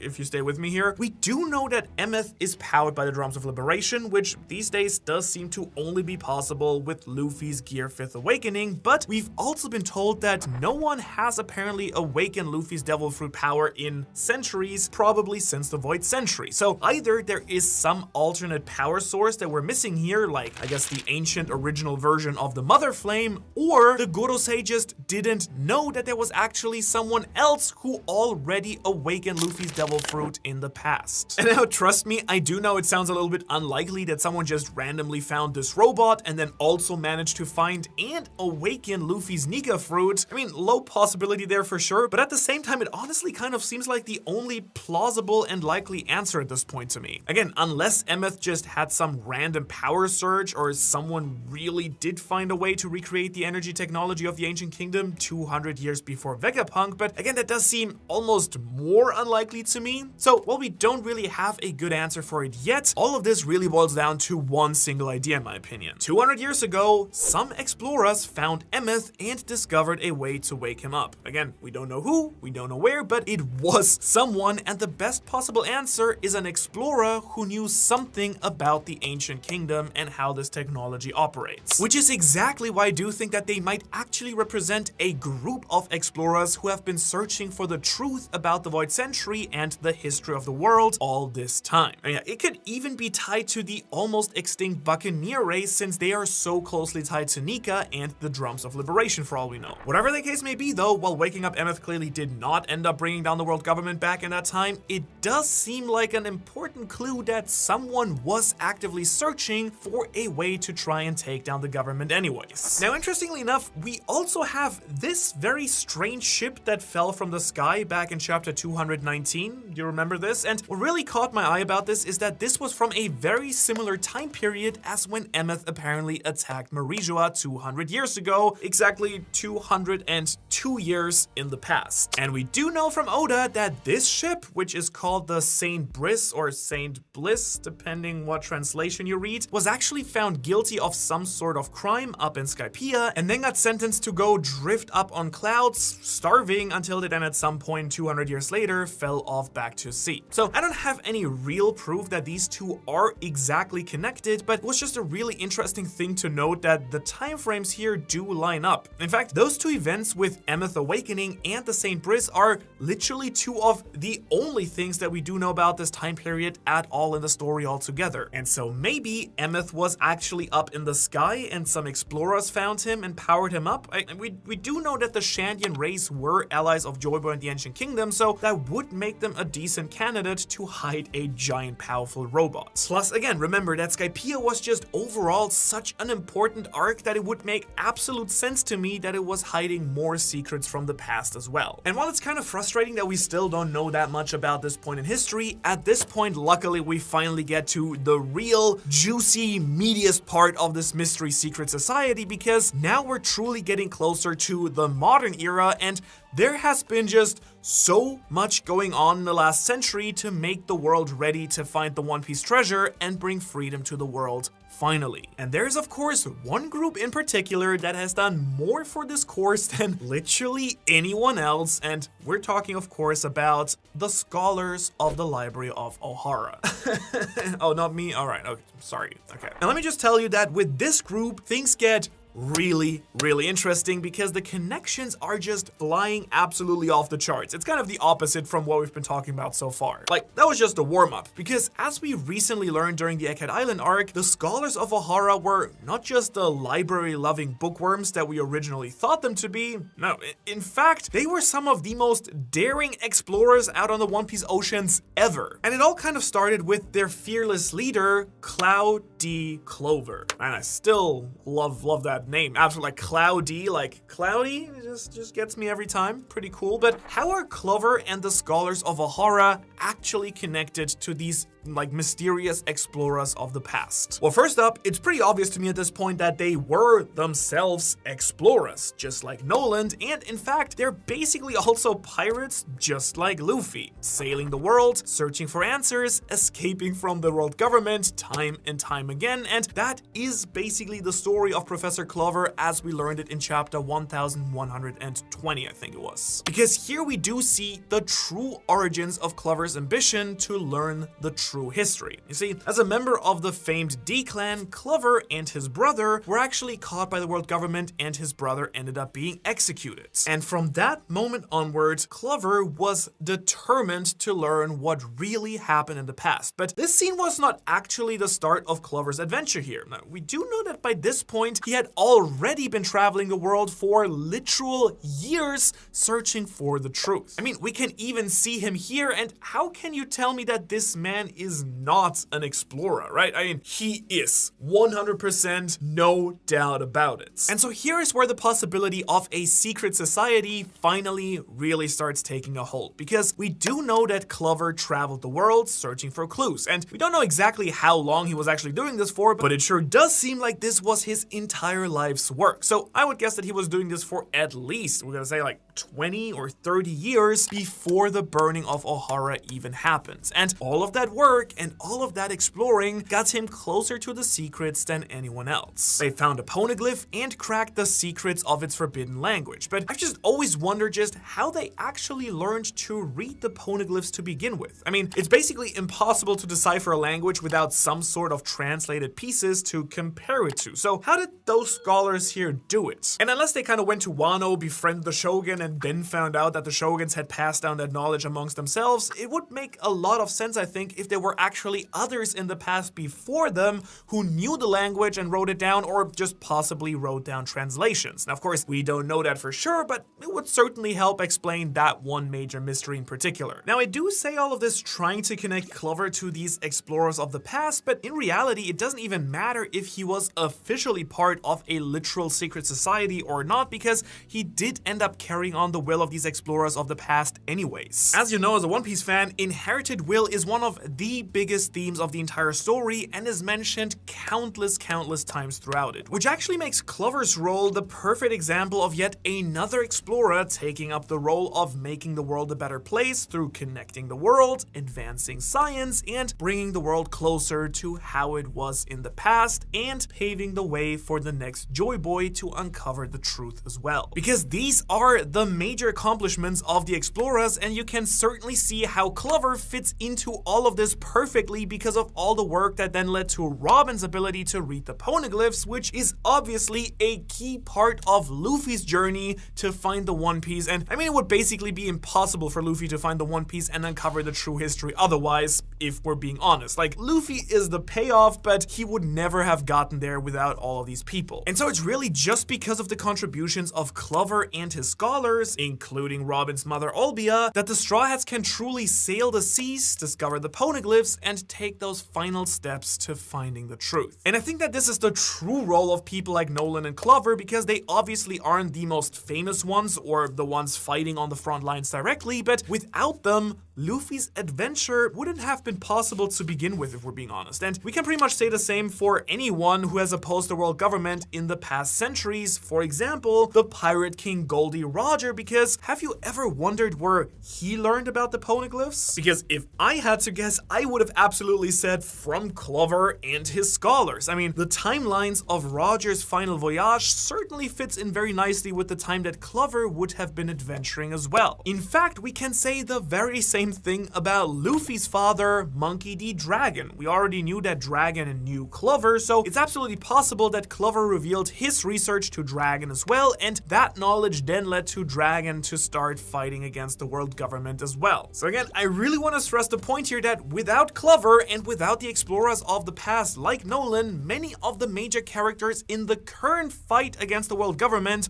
would not have even been possible. Do you understand what I'm really trying to get at here? Like, have I made myself clear? Okay, good. Because now we're actually going to talk about a whole new group of explorers who might even be the most important one out of all of them. And these are the Bragmen, and really the key to this entire video. I know it took a while, but like things are gonna start coming together now. And again, as I've already discussed at the beginning, the actual Bragmen is a collection of journal entries and writings from different explorers that were gathered together in one single volume. And in fact, we only know of one confirmed explorer whose name is officially in this book, and that is of course Louis Arnott, who we will also be discussing in a lot of detail and his importance in just a moment, but honestly, that's already enough for me to read between the lines and figure out exactly how important this group of explorers truly is to Oda's story. So let me just quickly break it down based on what we already know. The first time that the Bragmen ever came up in the One Piece story was actually in chapter 115,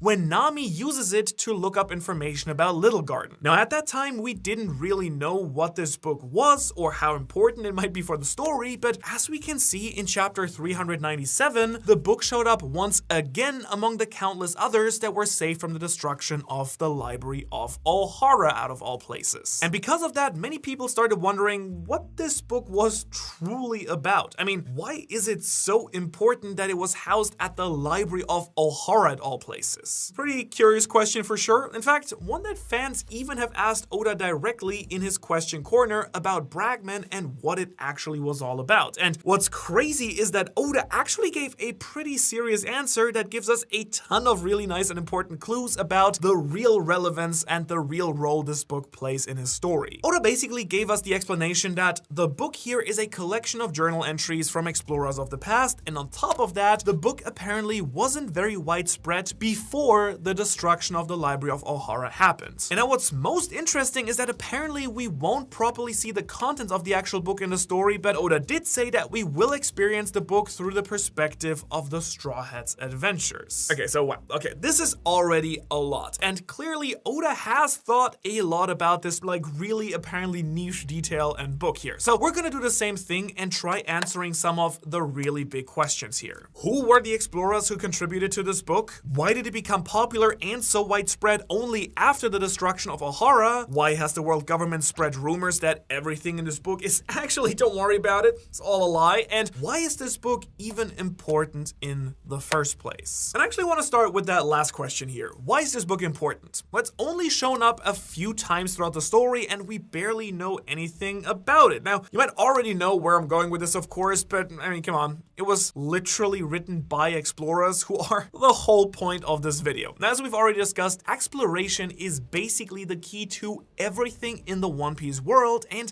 as we've seen with Noland, exploration is what connects people and creates bonds of friendship and ultimately freedom. Exploration advances science and medicine, and as we've seen with Professor Clover, exploration brings people closer to the true history of the world. So to have what is basically a guidebook to the Grand Line written by explorers like over centuries is just a huge step towards where we're just already today with the Straw Hats. In fact, this book could have been what guided the infamous pirate Roxy Zebek, who nearly conquered the world 40 years ago. This book could also have guided Gold Roger, who found the truth 24 years ago before the current storyline and basically set the stage himself for Luffy's adventures today. And now, I'll have to admit that this book might not have been as important as I'm making it out to be potentially, but I honestly do think that it is exactly as I'm saying it here. So keep watching because I'll be getting into all of the reasons why that is true in just a few minutes, but first, let's ask our next major question again about the Bragmen. Who were these legendary explorers? When did they even live? And you already know where I'm going with this one, but of course, the only confirmed explorer from the Bragmen is Louis Arnott, whose words first appeared in a narrator box back in Little Garden. Actually, let me quickly read it for you because from his words, we actually gain a lot of information about who he actually is. To its inhabitants, the island is truly a little garden. Therefore, let us call it Little Garden, the land of giants. So,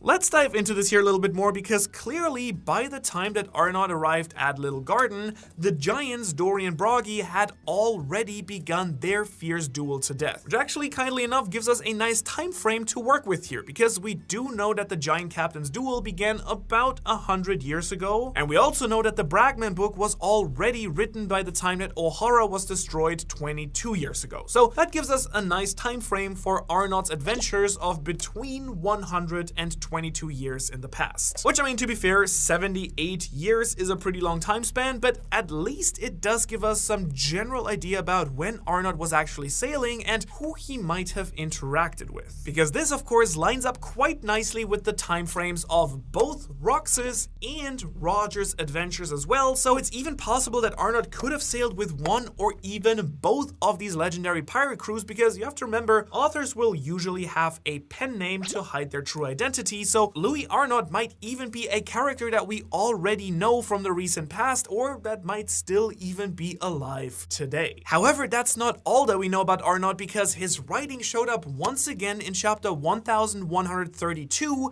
as the Straw Hats journeyed deeper into the island of Elbaf. And these words, which you can see right here, were pretty much the initial whole inspiration for this video. And I won't read this entire thing for you here, but from this quote, we basically learned that there is some sort of big danger or risk to staying too long in Elbaf, which is wild and prompted a whole bunch of theories all over the community about possibly being trapped in time or something like that. But I don't want to get into that entire mystery in this video here. But what it does do is bring us closer to answering one of our other key questions about the Bragmen. Why did it only become so popular after Ohara was destroyed? Well, because Oda basically told us that it is only because the book was saved from the island that it later became mass-produced and spread around the world. And so we just kind of have to ask ourselves here, who started making copy of that book and why? I mean, honestly, I think we can answer both of these questions pretty well, because we do know the main reasons any books were saved at all was because of Robin's friend, the giant Jaguar D. Saul. In fact, all saved books were then taken to Elbaf, where they remain to this very day, which means that the person who decided to make copies of Bragmen should be no one other than our boy Jaguar D. Saul right here anyways. So that now of course leaves us with the why.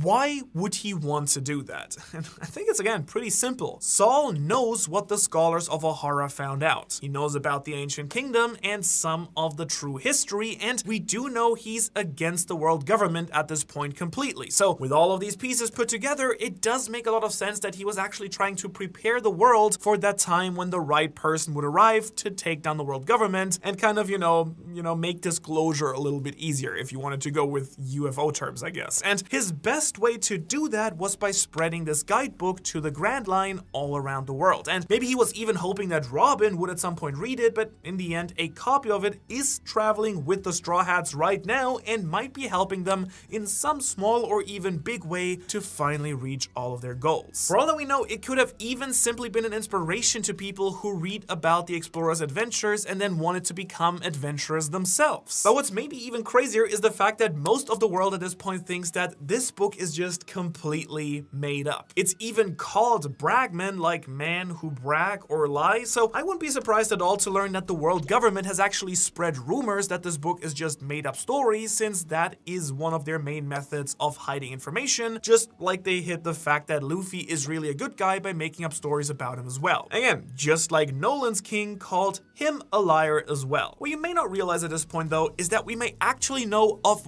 one other author whose writing is included in Bragmen as well, and this isn't officially confirmed at all, but similar to how Arnott's quotes always show up in the narrator boxes, we have had one other named character whose writing has appeared in a similar way. This has actually happened in chapter 218 when the Straw Hats had just left Alabasta and were headed towards Jaya, and as you can see, with the massive ship once again literally falling from the sky, we get a quote from a physicist called Willie Gallen or Willie Karen that says, "Anything that man can imagine is a possibility in reality." Which first of all is just an absolute banger quote, by the way, if you ask me. Like, first off, it kind of reminds me of Vegapunk's comments about devil fruits being, people's dreams and stuff, and also perfectly ties into Luffy's meeting with Blackbeard later in the very same arc. But again, I wonder if Gallen was also an explorer whose writing are in Bragmen as well based on that evidence. I mean, it is literally one of the only 2 times in the entire story where we get a random quote from a random character in the One Piece Luffy's world, so it does make a lot of sense to me that they have similar origins. Plus, if you know much about the real world history, it's not that uncommon for real world scientists from past centuries to also have been explorers and writers, so I'd say there's a pretty decent chance that Willie Gallen was also one of our Bragmen. And we might actually have yet another clue about the Bragmen just a few chapters later, because in chapter 222, we get a description of Mogtown in Jaya, again from some mysterious source. It appears to be from the logbook of a ship called the Jewel Wall, which we know, again, absolutely nothing about, but given that it shows up pretty close to the Willie Gallen quote, it wouldn't be too surprised if the Jewel Wall was actually the Bragmen's ship, or at least something like that. And since we're really going off the walls here a little bit, I think it's even reasonable to speculate that all of the narrator boxes that describe islands that the Straw Hats have visited come from the Bragmen book as well. I mean, again, this is just a theory, but it would be a really cool tie-in to all of the different places that we've been to, and again, tie into Oda's quote that we're gonna experience Bragmen through the eyes of the Straw Hats' journey. He might have done that all along. So let's bring all of this back now to the whole purpose of this video, because we've talked about different explorers from different centuries like Nolan, the mysterious group who might have found Emeth, the scholars of Ohara, as well as Louis Arnott and the Bragmen. And you probably haven't forgotten that at the start of this video, I was speculating that there is actually a secret society of explorers, these so-called Bragmen maybe, who have been silently preparing the world for the time when Joyboy would return and bring freedom to everyone. And I still believe that all these explorers have been reuniting the world, advancing science and technology, reconnecting kingdoms that might have once been friends. Now, whether there is actually a sort of official group of these explorers that have been passing on knowledge actively, like they have monthly meetings on a deserted island or something, or at least pass it on to the next generation, we probably won't ever really know for sure, at least for a while. But if you kind of read between the lines here and connect the pieces, I definitely do think that there's a really good chance that they have been there throughout the centuries from the Void Century, working in the background quietly until Joyboy can finally return. I mean, even look at what Joyboy himself said here in the few panels that we've ever had of him so far. He knew that there would be more battles in the future, and since we do know that the D-Clan survived, it just makes too much sense, I think, that there have been people preparing for Joyboy's return throughout the centuries. And it starts with exploration and connection and friendship. Everything that the Straw Hats have accomplished has been set up with the help of the explorers who have come before them, and I think it ties in very nicely with Vegapunk's quote that the War of the Void Century never actually ended. And we're back. Honestly, there is some stuff about the Bragmen I didn't even get to touch on that do tie them directly to Luffy in that video. For example, I did talk about Willie Gallen, but I didn't truly break down the possibility that he could in fact be another reincarnation of Nika himself, possibly. Like, for example, his quote that gets read in chapter 218 is, "Anything that man can imagine is a possibility in reality." And that is just exactly what Luffy's Gear 5 powers are. The power to convert imagination into reality, and it's also what Dr. Vegapunk implies is the origin of devil fruits to begin with, and as we've discussed, it does seem like those directly tie back into Nika and his godly comrades. And I think it's also very coincidental that his quote is used in association with a ship falling from the heavens, a ship that set sail during the time period that Emeth here woke and climbed the red line as well. So, coincidence? Possibly, but we don't really believe in those, right? But it could hint instead at Willie Gallen being tied to the same time period, and having this quote, he may have used those Nika powers himself, causing him to learn firsthand the power of imagination becoming reality, as Luffy has now showed us so many times. Or I guess maybe he just sailed with a Joyboy or Luffy-esque figure himself? Who knows? What's truly important here, I think, is that this endless cycle of sorrow, the ancient history of One Piece, and Luffy's final big battle are all tied together. And only Luffy now is able to change the world, for better or for worse.